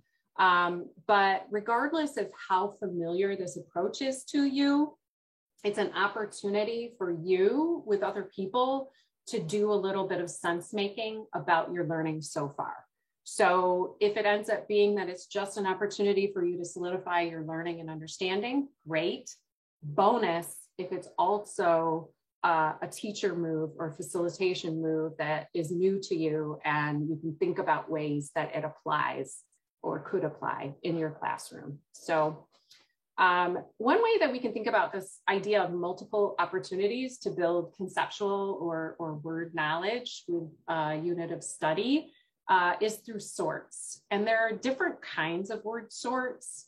There are open sorts and closed sorts. And, you know, for this next activity, you don't have to be an expert in the differences between the two. In fact, there is an option during our asynchronous time for you to dig into that a little bit more.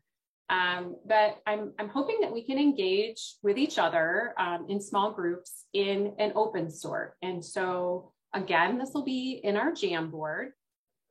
So I'm going to navigate over to the Jamboard, and starting on frame 4, and I think Mark offered this little tip earlier in case Jamboard is new to some of you. So I just clicked on that down arrow, and now I can see not all the frames, but many of the frames. And I can also see which animals, which of you are on which frames, right? So that's a nice little tech tip. But what I've done is I've created some frames that are all the same. And I've added stickies. They're the same stickies on each frame that are kind of keywords that have have come up or we've touched on in some way during our time together. There may be additional words that you think need to be on that Jamboard, and you'll have the ability to add them. But what I'd like to ask you in small groups to do is engage in an open sort. So I'm not giving you the categories, and I'm not giving you the relationships between these sticky notes. And what I'm asking you to navigate with your group is navigate how you would group these sticky notes and why. And so similar to what we did with turning the colors on our need to know questions, you're going to have to kind of navigate with your group. Do we want to each individually click on a sticky note and start moving things around, or do we want to go through it, each sticky note together, and assign one person to be moving the stickies?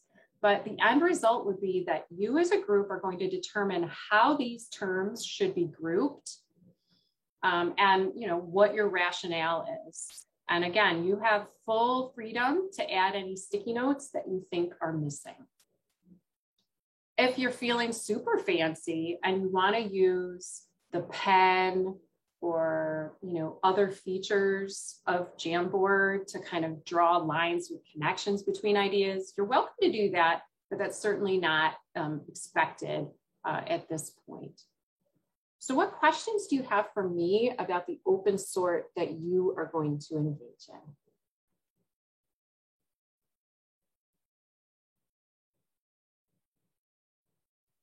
I'll just need to know which of the tabs, I guess, since it looks like 4, 5, 6. Exactly. So what I'm going to do is I'm going to set up breakout rooms, and I'll rename each breakout room with the frame number that I want you and your group members to work in.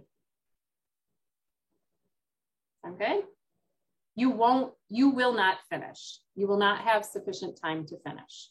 Okay, so just give yourself that permission right now to be okay with not finishing.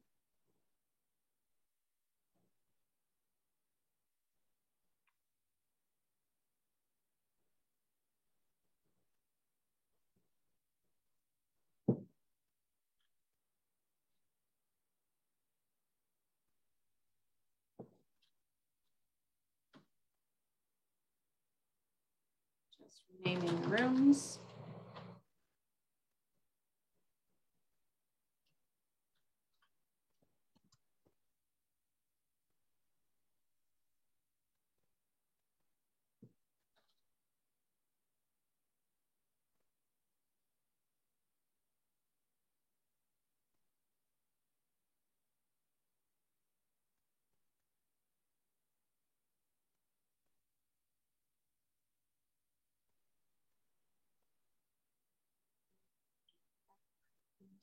Groups. Richard, are you in twice? No, I see Stacy. I think Stacy is listed in here. I was just messing with people. I'm sorry. Okay. All right. I was like, wait a minute. That's Stacy's image. All right. People knew Richard yesterday. I did a social experiment. Okay. Fair enough. So I'm going to stay here in the main room if any problems occur, or if you need help getting into your breakout room. I've renamed each breakout room with the frame number that I want you to play with. If any questions arise, you can request help and I'll come save you. Have fun.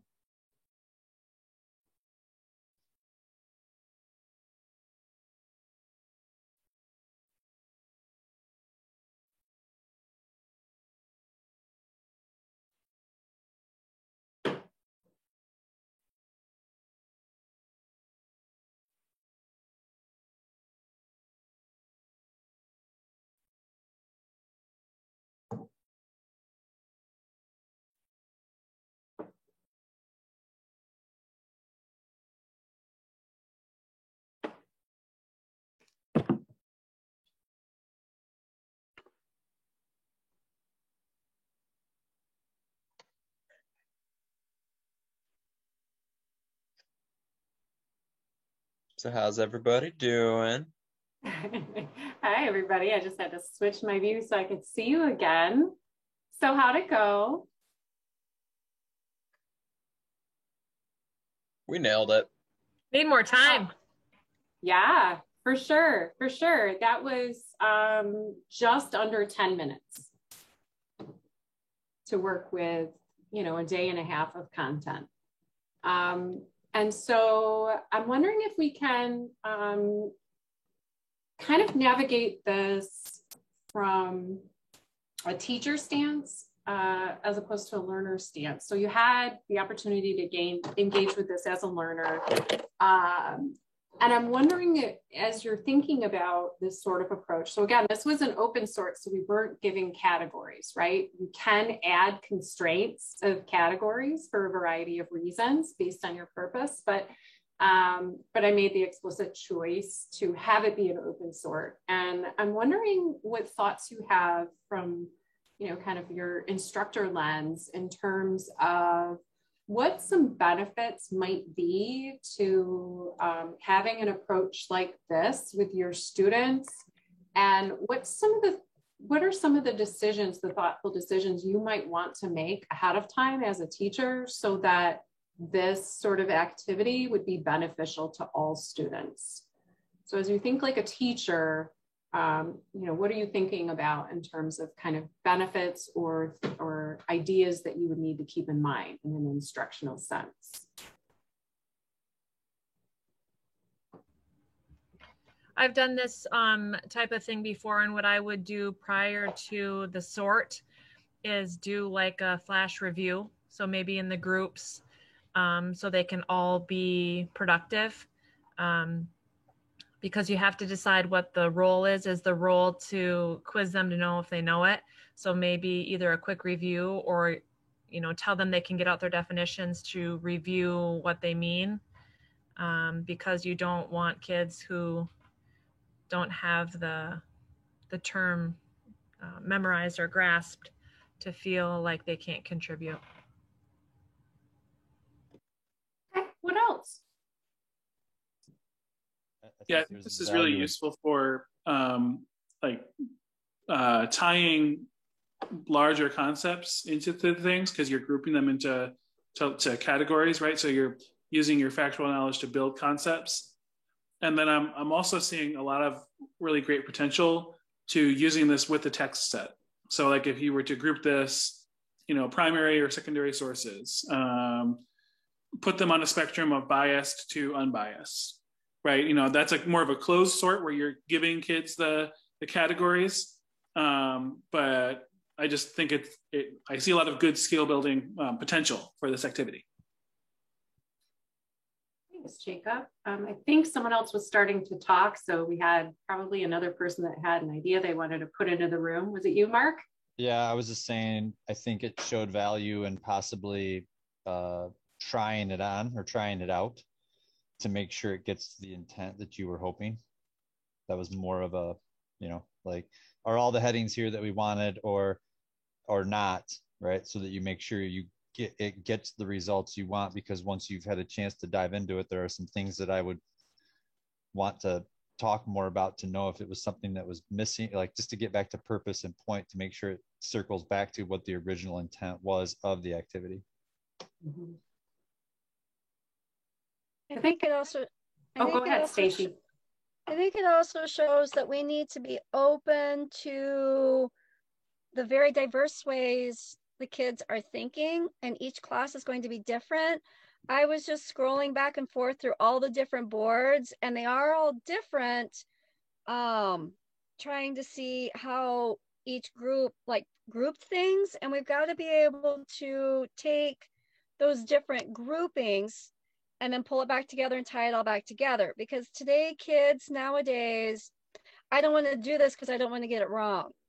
And we need to show them that this is one of those, there is no right answer. Let's see where you're at so I know where to proceed. Because like some of the groups that I'm looking at, they color coded and they drew lines, and some just kind of kept to the original format. I think we need that. This also helps us get to know our kids a little bit better and their thought process in order to move forward.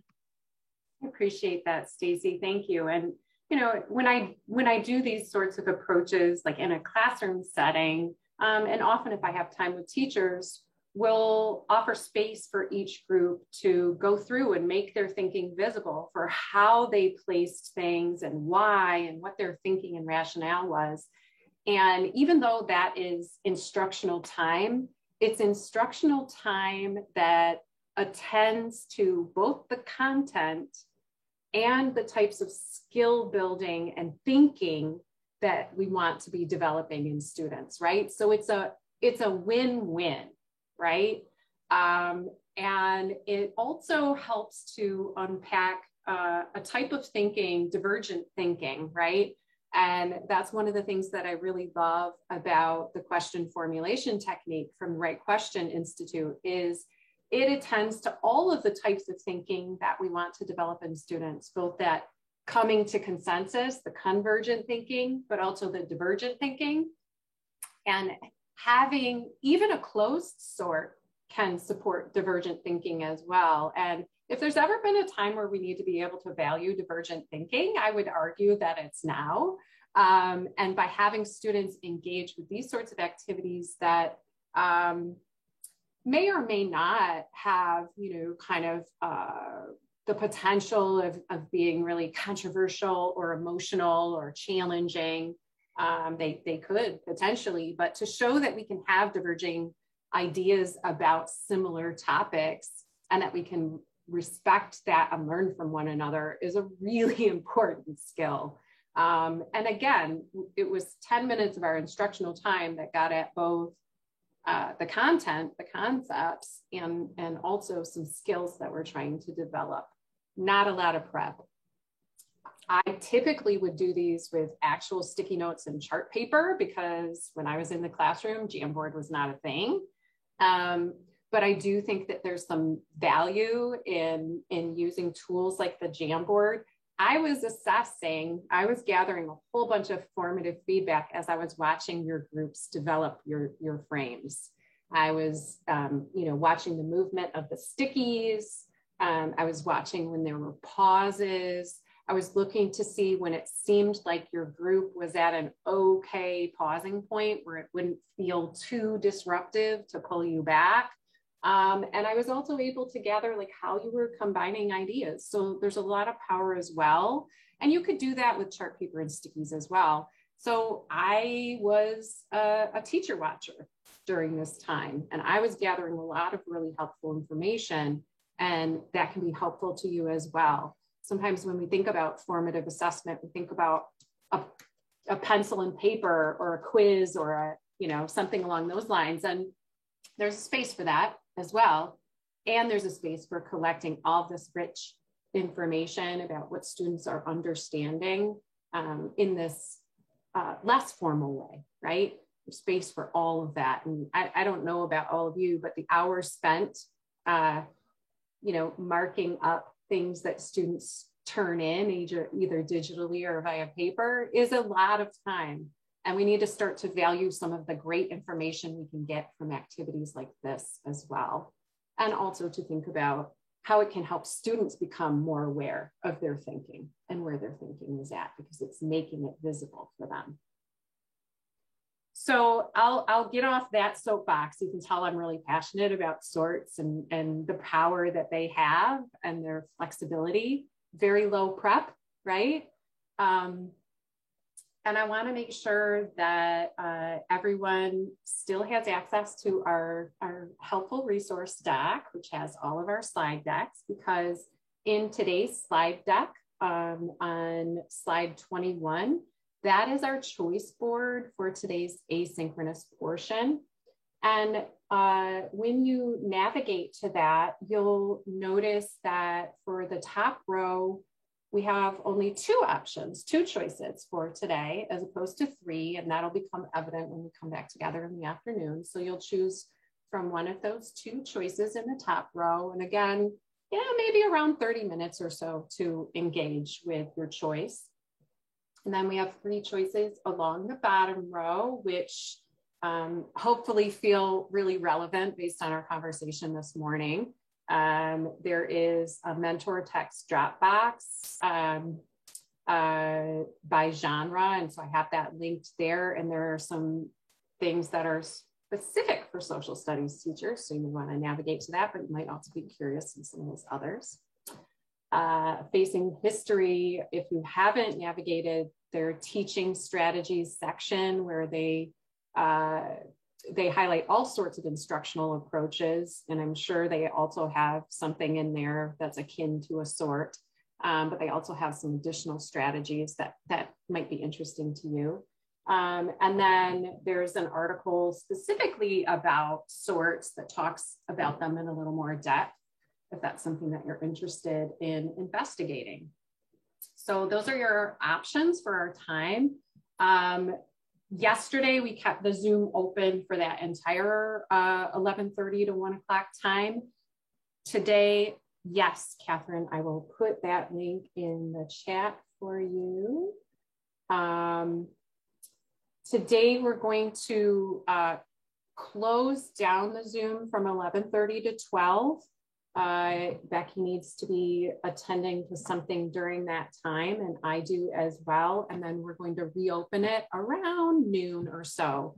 Not that you have to be back in the Zoom at noon, but know that it's available to you if you need to reach out to us or if any questions arise. And then we'll rejoin together at 1 o'clock. So I'll just pause there and make sure that everyone is feeling like they're in good shape for the asynchronous portion for today. They're on slide 21. And here is the link.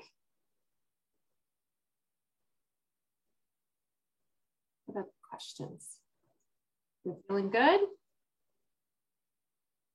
Awesome. All right. I'm so excited to kind of debrief with you and engage in our afternoon conversations. So appreciate your time and energy this morning, and I'll see you back at 1 o'clock.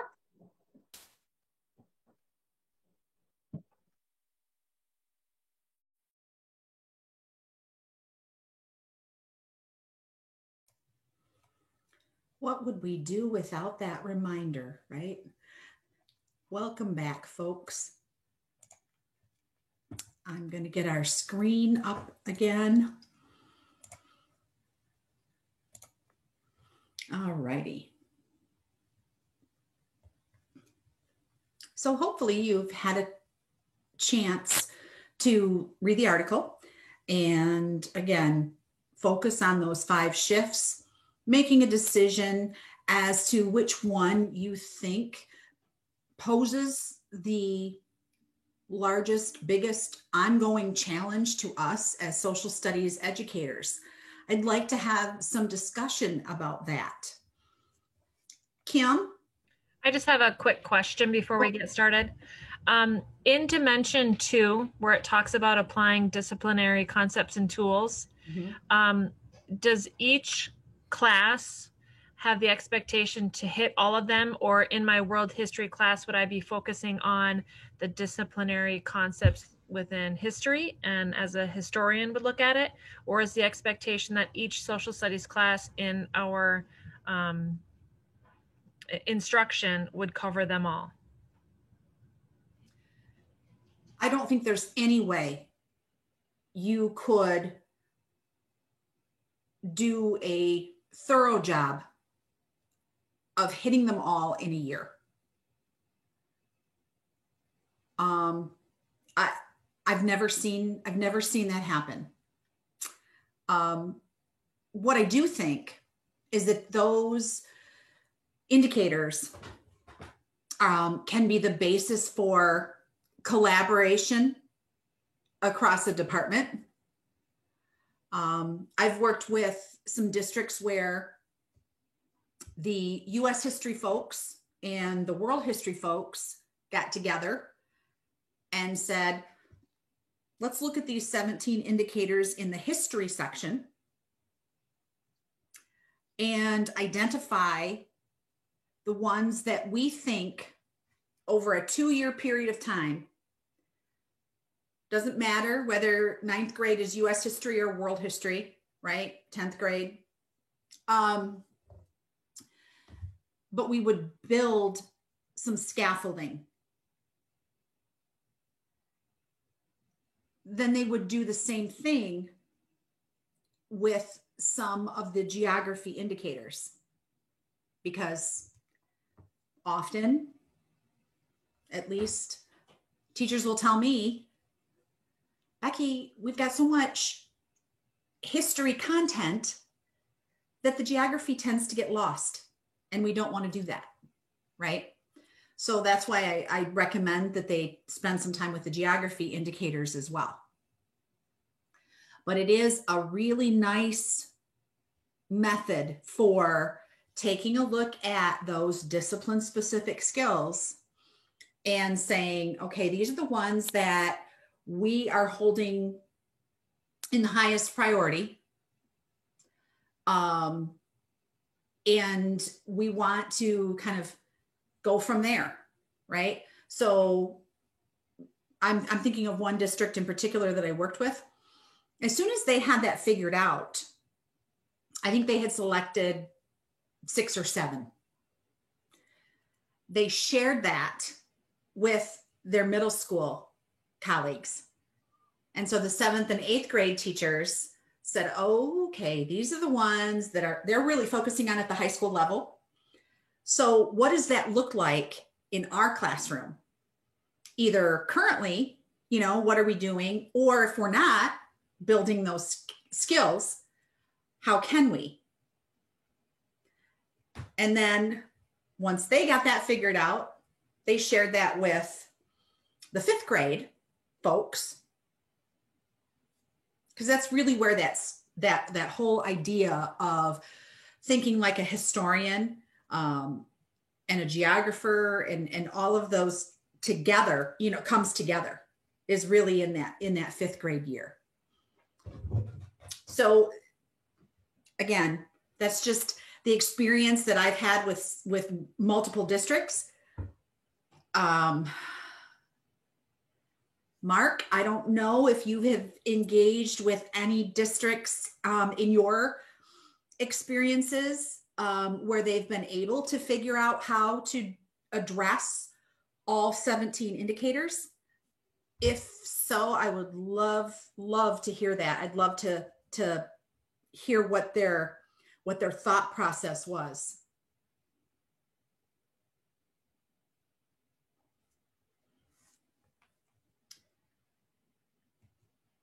Kim, does that answer your question? It does, thank you. And it gives, again, more talking points as we go into the school year. Okay. Okay, and we're going to actually play around with that piece when we're finished here. So that'll be a good segue in. So as you have had a chance to take a look at the article, I'm curious as to which one each of you selected. So I'm hoping that you might be able to put it in the chat which one of those 5 shifts you felt poses the biggest challenge for us as educators in the state of Michigan.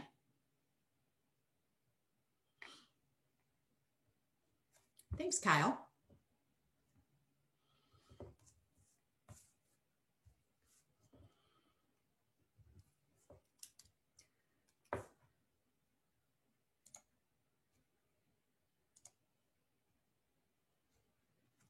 I'm kind of looking at what folks are putting in the chat. I'm interested to see if all 5 have been represented in comments here.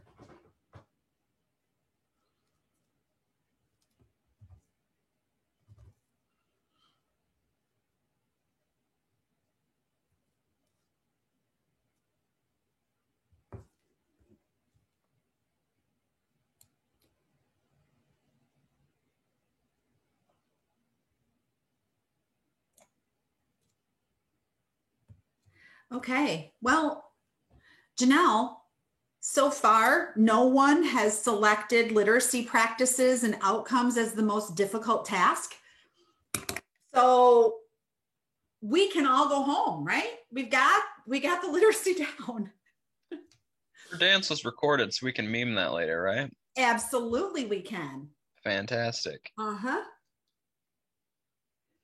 All right, and I'm not seeing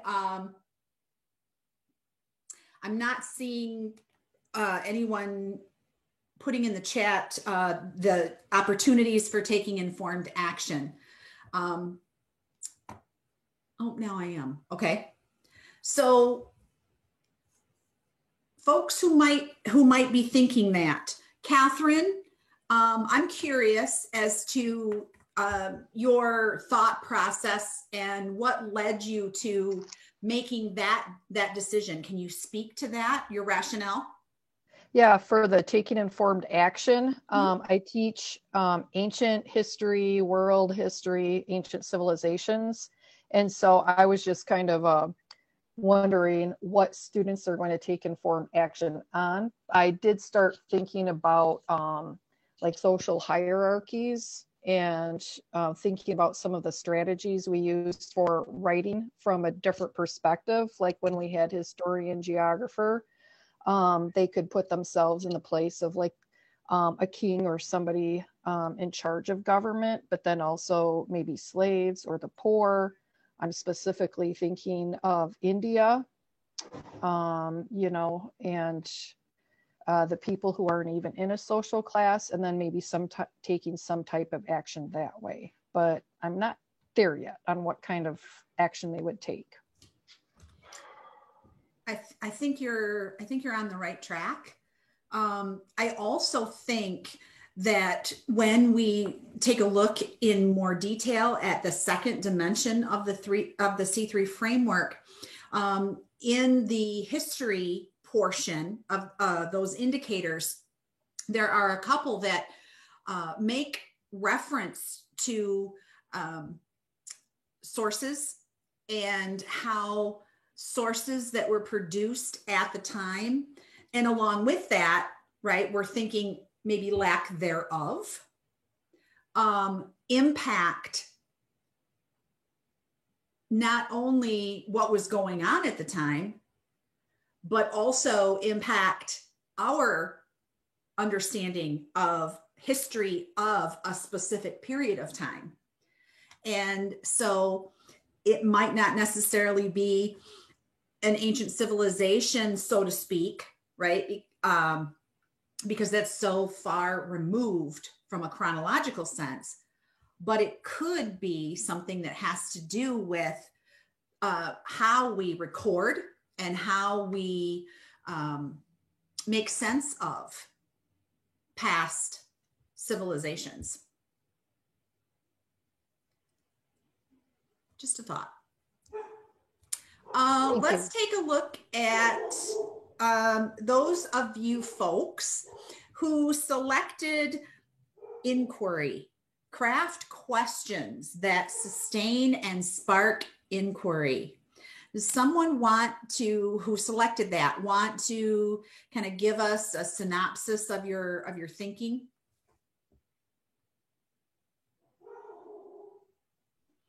Yeah, I can go, Becky.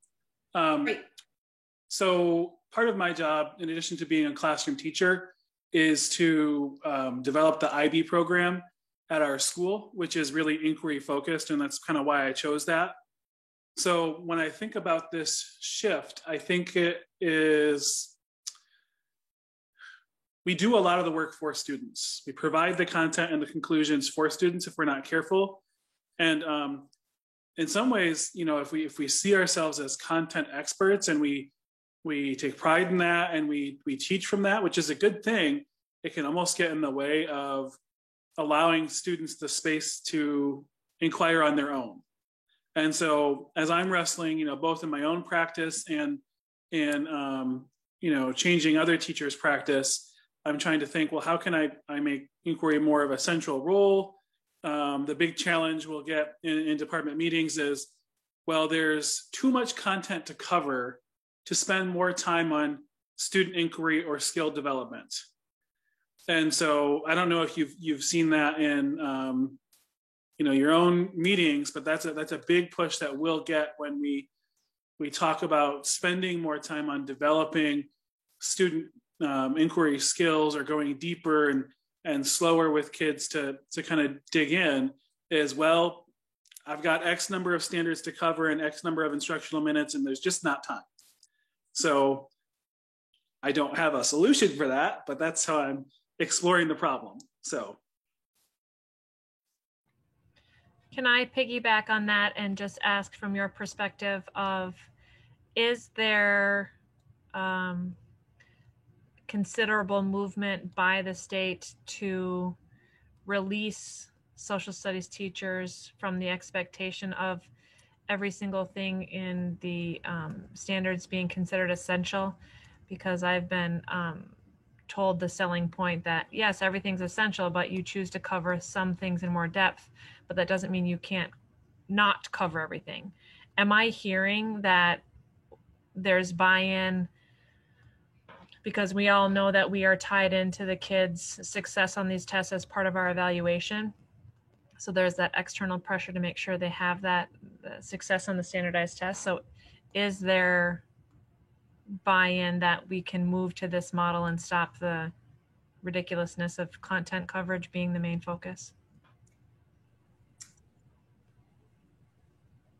My conscience tells me that I should stop the recording right now, but I won't. I think that what you're talking about, Kim, some districts have been engaged in that for a while now. Because when you think about standardized testing, right? Whether it's, at the state level, when we think about M-STEP, I'm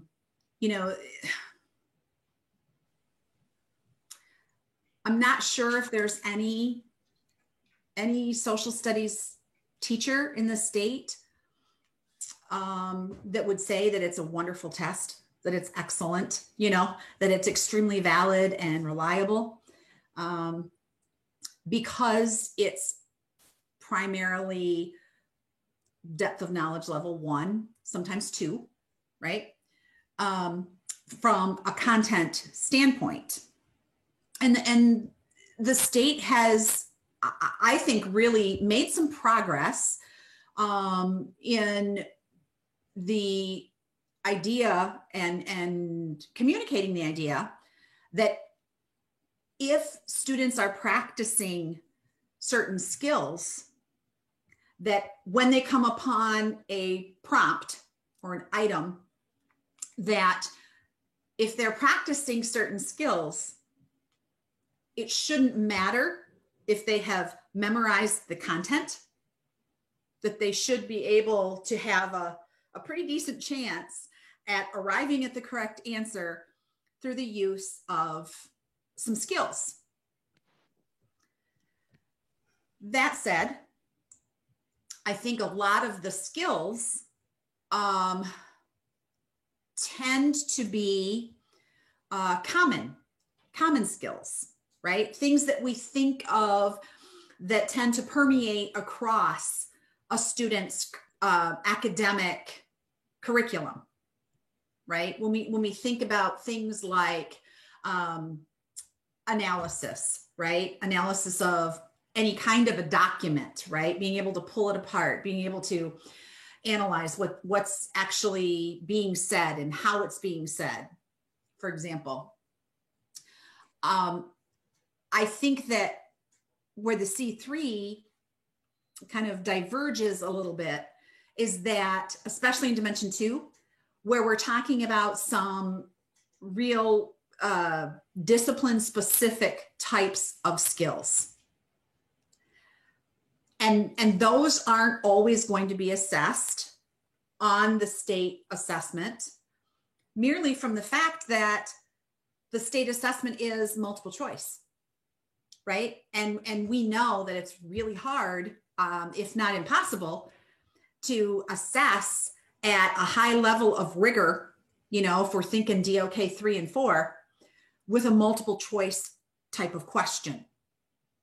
And so I think that therein lies a challenge, right? And so then usually when I'm having conversations with folks, then the conversation almost always kind of morphs into, okay, we get it. You know, the skills piece is important and we want students to be practicing that. But as social studies teachers, should we stop there? Or should we strive to take a look at those discipline specific skills in the C3 framework, combine those skills, integrate those skills with our content, right? At various levels of rigor, because it's the right thing to do as a social studies teacher.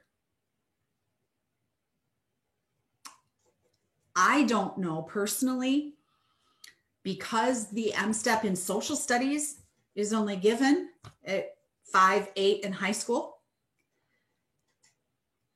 Because of that, I'm not aware, and again, my knowledge could be very limited, but I'm not aware of a district that has said to its teachers, if your students are not scoring high enough on the social studies portion of the M-STEP, that can be a reason for your dismissal as a teacher.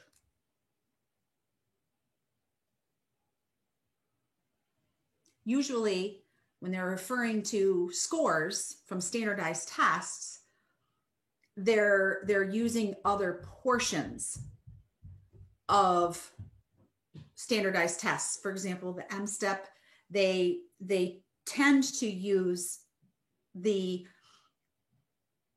assessments that are given every year to try to show growth, among other things.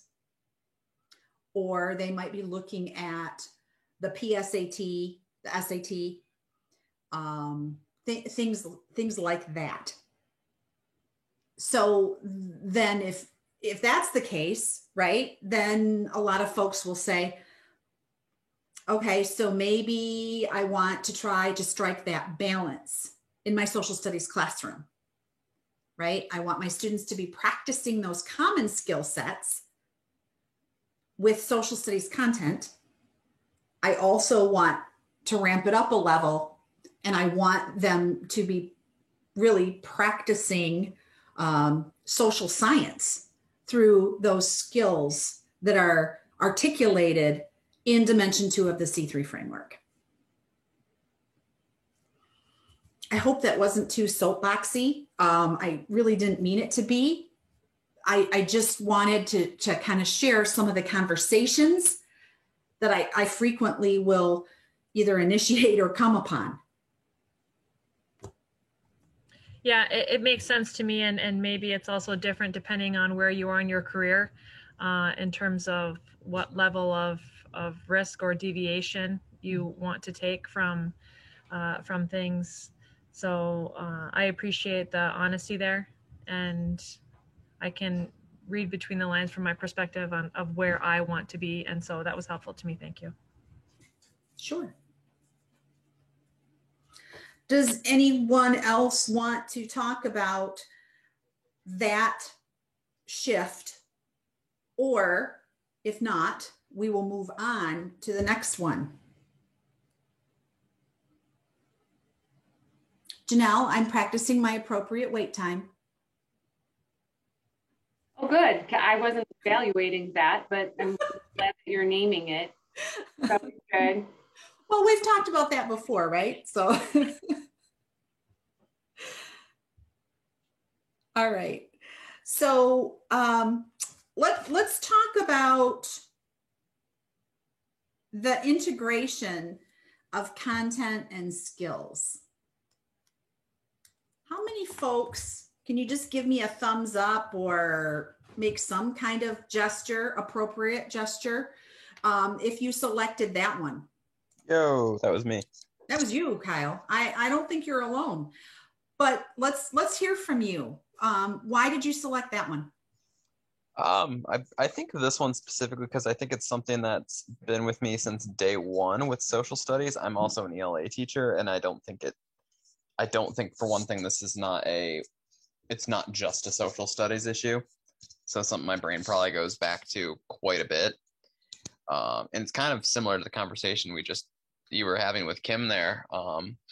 Just this, okay, how to get these skills pieces in here in an effective way where I don't feel like I'm hitting just content, or that I'm doing skills pieces. And yes, it's helpful, but then I'm doing getting that balance right isn't easy in the best of circumstances. And then when no one can really tell you exactly what is the best way to do it, that it really, for me, that's always been a difficulty. Because I've been reading chapter 4 from the book, and in a lot of those things, I was like, is this social studies specific? I don't think it's social studies. It is, but it's not just. And so for me, that's a huge struggle. Don't get me wrong. My second choice was the civic spaces one, I know a ton of other people marked. And it's a struggle on that one too at times. But for me, I need to be able to big picture before I can really do groundwork. And that's the toughest part for me, to do the big picture.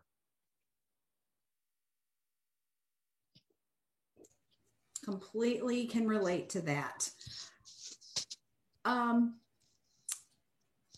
Did anyone else select that maybe for a different reason, or is your rationale maybe a little bit different than Kyle's?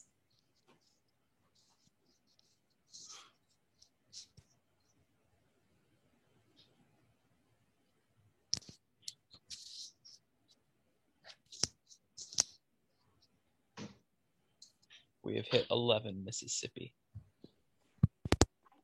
I do agree with Kyle, and I think that's why I have over the years gotten away from more formal writings, because I was taking too much time teaching about thesis statements and supporting and paragraph structure, and so I feel guilt about that. But again, that balance between the two is really, really tough. Yeah, and I was just going to jump in and say, to Kyle's kind of almost plea for what's the right answer, what's the right approach. Unfortunately, there are many right answers, and it's a multiple choice test, Janelle. there are though, right? It's really dependent on our context. So how Jake in his schools might be approaching kind of the role of literacy within each of the disciplines is going to be very contextual, using the approaches from the IB middle years program and perhaps the DP and PYP. I don't know how many programs they have, right? And in others, the constraints are going to be the level to which individual teachers have autonomy to determine their curriculum and their instructional approaches. But in general, if you like me, Kyle, kind of want the big picture, what I might start by thinking about is, kind of what are some of the essential key themes that we've been touching on again and again over the past 2 days. What are the big chunks, big pieces, and depending on which framework you're looking at, there might be slightly different terms for those chunks, right? The C3 has certain terms, the essential practices have certain terms, the teachers have certain things, right? And each one of those frameworks is perfectly imperfect, right? It's a tool, but there are themes that come up again and again. And it's really true, there is nothing new under the sun. But the way we go about doing it, I hope that we improve each time. So if we think about, the big chunk of inquiry, and you ask yourself, in what ways can I, as a teacher, better support inquiry? And which of the tools that we've been engaging with are going to best support me in doing that? And when I think about the content that I'm constrained by and expected to teach in some way, in what ways can I use themes that align to inquiry, whether it's compelling and supporting questions, or maybe you want to use driving question, need to know, however you frame that, or maybe you get some inspiration from C3 then you're making a move toward these pieces that we want to have.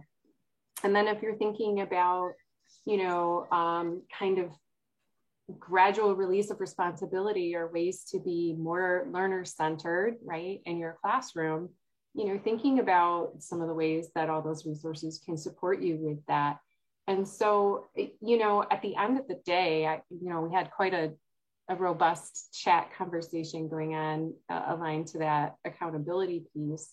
At the end of the day, if we're having students engage with the kinds of thinking that we're looking for, then they will be able to apply it with whatever content. So if we're starting with the content, we'll never get through the content. We know that. And if we're starting with the skills, we have to make sure that we're approaching them in the right way. So, in the past, if we were defining literacy as students producing formal summative writing, well, that limits us, right? That limits how we're going to be able to do that, right? So part of this work is kind of exploding some of those underlying assumptions that we're making about what it means to do literacy in social studies, so we can make more space for all those things. I'm sure that was very rambly and probably none of it made sense. I mean, it made sense, and I ramble constantly, so it's fine. Yeah, I since I work with Kyle and I know his approach on certain things, I kind of lean towards him doing like certain skills where I tend to focus more on the content, because Kyle and I talk a lot and we try to do have some of the same requirements in our writing, but I kind of rely on him more to do the technical, let's fix this. You shouldn't use these words, use a sentence structure, where I tend to focus more on what the content of that writing is. I think when those models of partnership and collaboration are available to flourish, it's a really beautiful thing. And sometimes our schedule constrains us from being able to do that. But when it doesn't, we have a nice personality match with people, and we can think about, sharing the work and the load of this and building on each other's strengths. I think that's really powerful.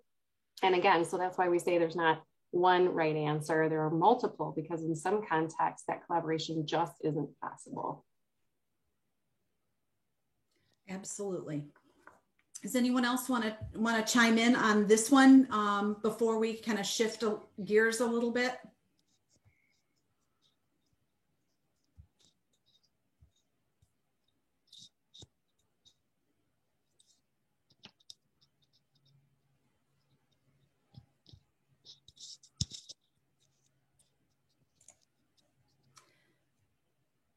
Okay.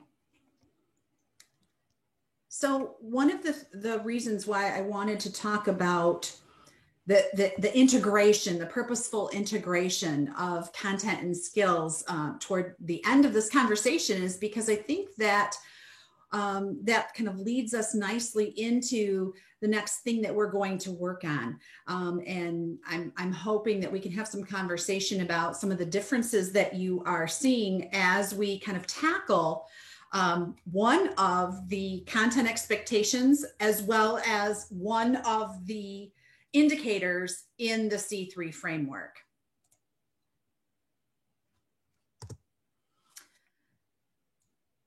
So if you take a look at, and I don't remember if any of you had said, I don't think so, that you taught 6th grade geography. But if you take a look at this content expectation, this is from grade 6. And if you were to look it up in your social studies standards in the document, you would see it exactly as you see it on the screen. So as you're thinking about the standard, or excuse me, the content expectation, think about how culture and experience that people have influences their perception of places and regions. Usually, that comes through the role as a tourist. right? We've all taken trips. I'm sure we've been to many places, various places. And usually it's through our role as a tourist that we tend to draw conclusions and form perceptions about that particular place based on our experience as a tourist. I wanted to think about what that would look like then if I were, you know, in one of those districts where I had to have ICANN statements, right? And if I broke down that content expectation, you can see the 2 ICANN statements that I had developed from 223, okay? I also assigned it a depth of knowledge level.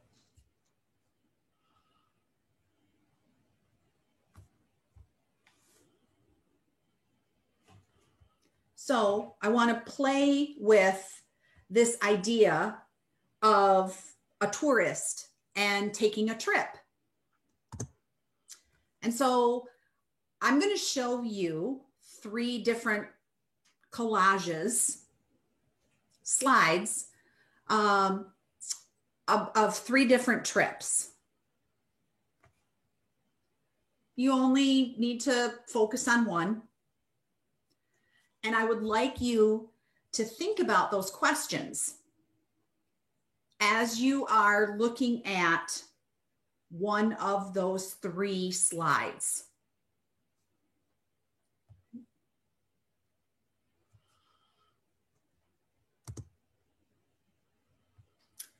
Here's a collage that I had put together when I was working with some teachers a year ago. This was a European trip that I had taken a couple of years back. Primarily, we were in Portugal and Spain, but we flew in and out of Paris and spent time in Paris on both sides of the trip. So again, just took some of my photos from the trip. This is another teacher, and she went to the Cayman Islands, and so she had put this together. This is where they had gone on spring break.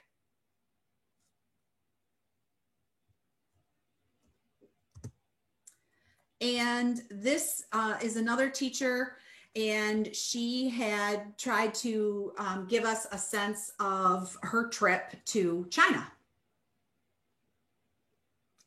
So again, doesn't matter which of those 3 trips you want to look at.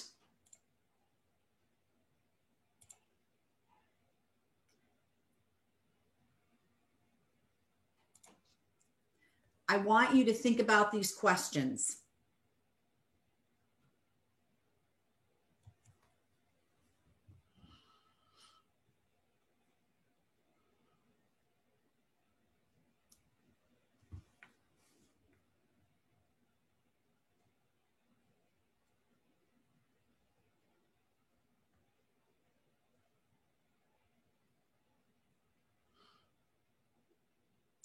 The first question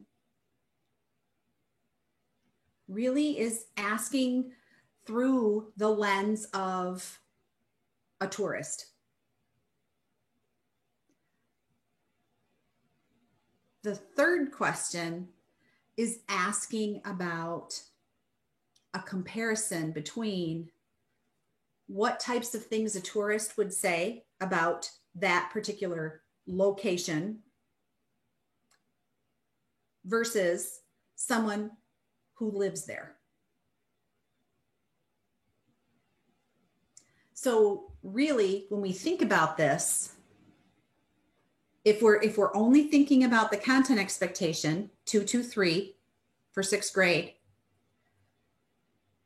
we're really asking students to do comparison and contrast, right? Between How might a tourist describe this location? How might an inhabitant describe this location? What differences would they choose to share?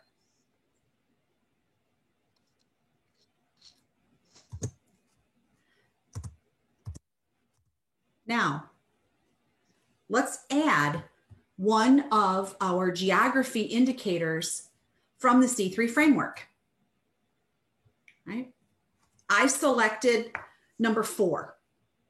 So if you were in your C3 framework, you might be thinking, where's she coming up with this? I can tell you that it's on page 42 of the C3 framework, which is part of Dimension 2. Again, where we get really specific about the disciplines. So this was number 4 in that geography section. And this one, again, explain how cultural patterns and economic decisions influence environments and the daily lives of people in both near and distant places. Now, a tourist might have a difficult time doing just that about a place that they have recently visited, especially the economic decisions part. So if you take a look at the learning targets that were developed, when we integrate both a C3 indicator and a content expectation from our standards, you need to see how the level of rigor is ramped up.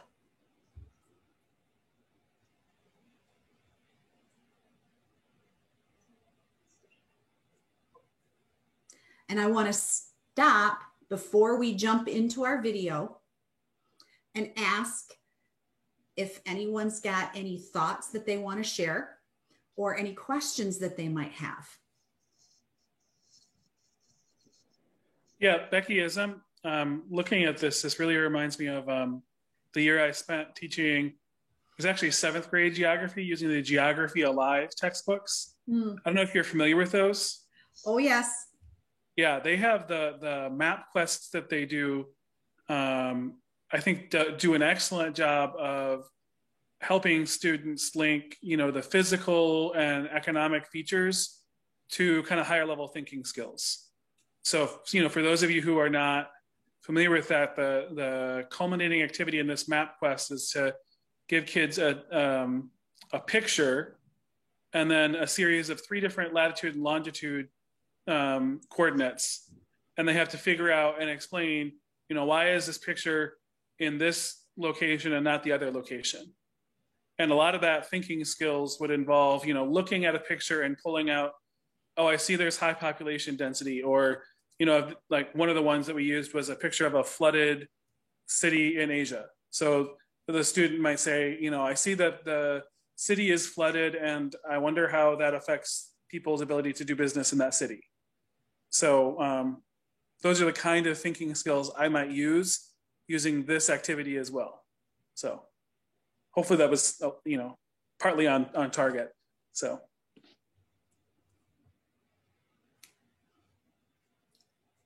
Yes, I think so. I'm going to leave it at that.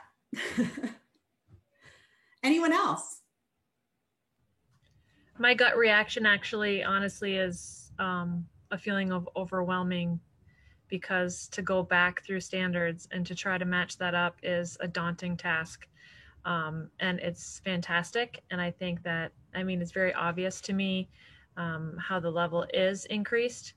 But when I look at the amount of time available for each standard to go through and to investigate how the C3 framework can tie in with all of the standards, to me would be like a year process with a team. And so I love the idea, but I feel my instant reaction was overwhelmed. And I could see if if we took every single content expectation of every single course, I could see where that would be overwhelming. Please know that my purpose in doing this was not to make anyone feel overwhelmed.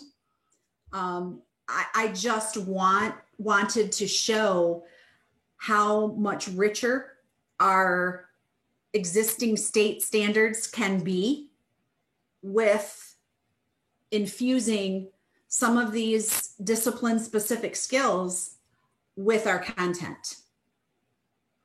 And again, I would ask, maybe as you watch this video, it's about 5 minutes, but think about how the economic decisions that are being made in Saudi Arabia will influence the environmental changes as well as the daily lives of the people who live there, right? More from the inhabitant perspective. In English language arts, a lot of times it's called point of view, right? And Janelle talked about different terms that often refer to very similar things. But I also would ask, think about what mileage you could get from this integration, because I think that you may find as we watch that this really does tackle more than just one content expectation, and it tackles more than one indicator, if you will. So it doesn't become necessary to integrate everything, right? So as you're thinking about, as you're watching the video, think about, again, the prompt at the bottom of this screen, but also how we could do other things with that learning that's going to take place when we debrief this video, or as a teacher would in a classroom.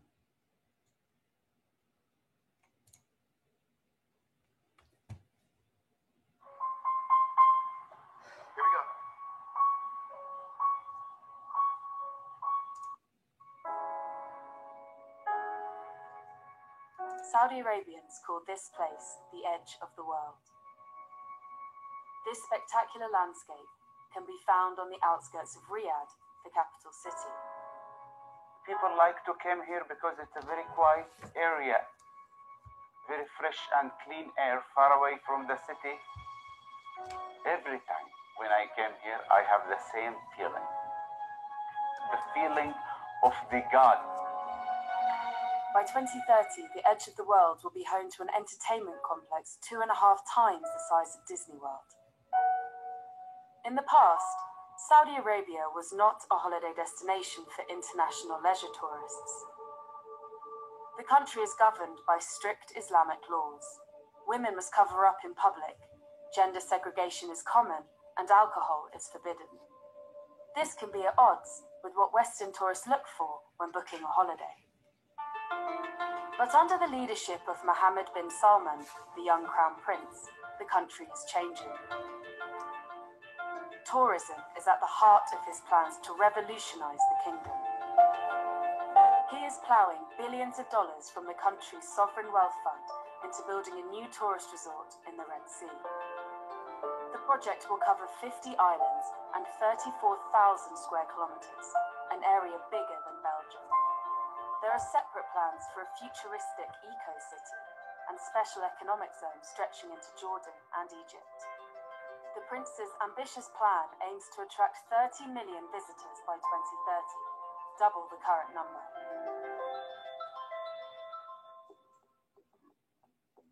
Rafat Shisha hopes more tourists will discover what the country has to offer. At his resort, guests can enjoy dinner and admire the form and grace of these purebred Arabian horses. This is pure Arabian horse. This horse is purely from Saudi Arabia and from this area. Rafat's usual guests are visiting dignitaries, business people, and wealthy Saudi families. But soon, he could be welcoming foreign leisure tourists too. Because of the growth of the tourism business, I'm targeting all nationalities, all the people, and all the family. The Crown Prince wants to diversify the economy, which is heavily dependent on oil. Hydrocarbons account for over 80% of the kingdom's government revenues. One way to diversify is to entice more tourists. The vast majority of visitors at present are religious pilgrims to Mecca. 15 million people visit the holy city each year. The annual Hajj is the biggest gathering of Muslims in the world. If some of them can be tempted to extend their stay and visit other sites, that will boost tourism. Saudis going on holiday abroad spend around $25 billion annually. The prince wants them to spend more of that money at home. Such ideas are inspired by neighbouring Dubai. It is now the third biggest tourism city in the world, attracting a global clientele and contributing 20% to the country's GDP. They have relaxed many social rules and permit alcohol in resorts. You cannot compare Dubai with Saudi Arabia. Dubai is a city with one road, with 10 shopping malls and 100 hotels. That's it. In Saudi Arabia, we have the heritage. Saudi Arabia is the heart of Arab and Islamic world, is the hub connecting 3 continents. Visiting Saudi Arabia is a unique experience. Many Western tourists may be put off by such restrictions. It is unclear how far Mohammed bin Salman will be willing to relax social norms to attract Western tourists. Dress code is part of the social environment here in Saudi Arabia, in terms of men and females. So Saudi Arabia try to emphasize tourists and communicate with them what's proper for them to wear when they come and visit Saudi Arabia. The Crown Prince has a vision, but investing billions of dollars in luxury resorts is a gamble that might not pay off. Saudi Arabia will have to find a balance in appealing to religious tourists, Saudis, and those from farther afield. Saudi Arabia is largely untouched by tourism and is a mystery for many travelers. That alone is a reason to visit.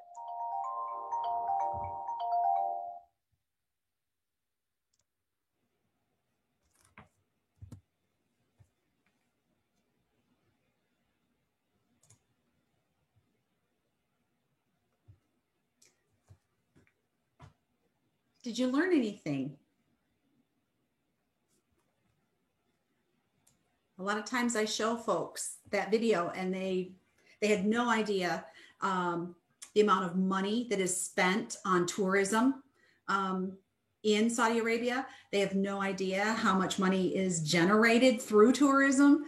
And again, it's very interesting when you start to compare Saudi Arabia to Dubai, right? And so then we start to talk about how would some of those changes that are being made in Saudi Arabia right now, how is that going to influence not just the daily lives of people who live there, but also how's it going to impact the environment?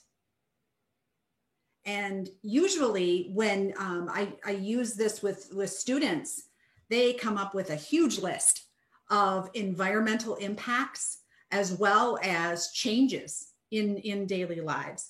And then we start to talk about, well, what did you see in the video that really made you think about what people seek out in a tourist destination, right? Think back to some of those collages that we looked at. And inevitably, we end up talking about, in Saudi Arabia currently, one of the cultural practices in society is that alcohol is not allowed. So if Saudi Arabia holds on to that, is it going to drastically increase the level of tourism that they get? You know, and so we start to have some of those cultural conversations and how important those are to the environmental impacts and to making future cultural changes in the society. If you were to look right now at the C3 framework, you would probably also be able to find at least a couple more indicators that would be applicable to this particular lesson. Kyle, you raised your hand. Yes. I'm going to throw another little piece into this one. Just so I've had students over the years that are really into the WWE. And the reason I bring this up is because Saudi Arabia's government has created a deal with the WWE. They spend $100 million per year to bring the WWE in for 2 events.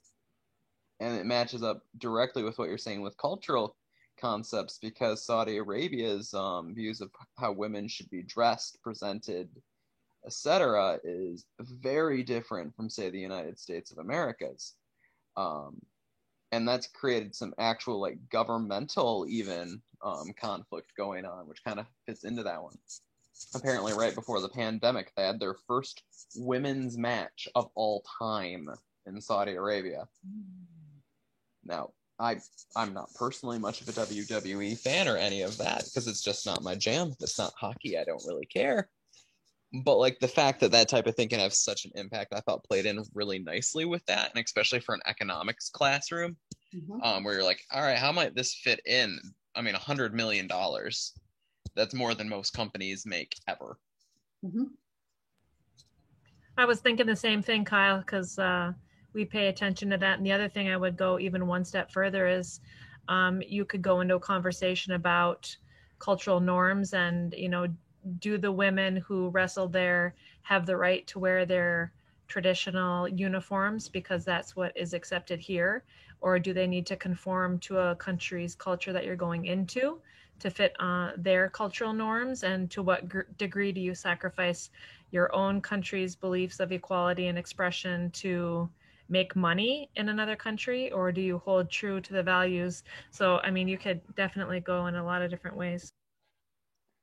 For those who were wondering how far different, the people who did that first wrestling match in Saudi Arabia wore complete spandex outfits with a t-shirt over them, as opposed to like the more athletic gear that gets worn. Yeah. And they did not wear a head covering. So there was some liberties there. But the conversation, I think, is really, it can go in many different directions. So I see exactly what you're saying, Becky, and how they could all tie together. And again, if we think about what we would do with writing, would you have students tackle those learning targets in some form of writing? And if we're asking them to do those things, if we're asking them in writing to provide an example of an economic decision, it could be one that was directly addressed in the video, or it could be one that they're thinking about that might not have been addressed. If we're asking them to compare the impact, again, one of the important points that I hope that we think about is that there's a lot of learning that can be accomplished through various types of writing. And I know that we touched upon this morning, but I really think about the implications that might occur when we start thinking about the many different types of writing we can engage our students in the classroom, and not just that of argumentative writing. And I want us to think about that, because that not only impacts us as teachers and our students, but it also impacts the people that you work with as well. And just this past summer, I read a book on MBS, the Crown Prince. Mm-hmm. And I was aware that he was reopening stuff, but there was a topic on the women driving protest there. And that can be tied into both economics and politics. And since the United States is such a supporter of Saudi Arabia, how does that tie in with how we support some countries versus others? So there's a lot you can do with this whole topic as well. And to think it started off with a geography indicator. And to me, that comes back to the biggest challenge of the dimension shift is choosing the right topic to create space, because you could absolutely take this in so many different ways of argument, whether it's economic or cultural or social, for the kids to take action. But again, it comes back to really having time to get into those standards and the C3 framework to pick and maybe even create thematic units that could tackle some of those. So time is always in really good work. Where do you find the time to do it? And I know Janelle mentioned, taking the step from where you are in your journey, and it's just not always being exactly as perfect as you want it to be, but to take those steps. But it sure would be nice to just have devoted time to do that. I agree completely. Any other thoughts that folks want to share?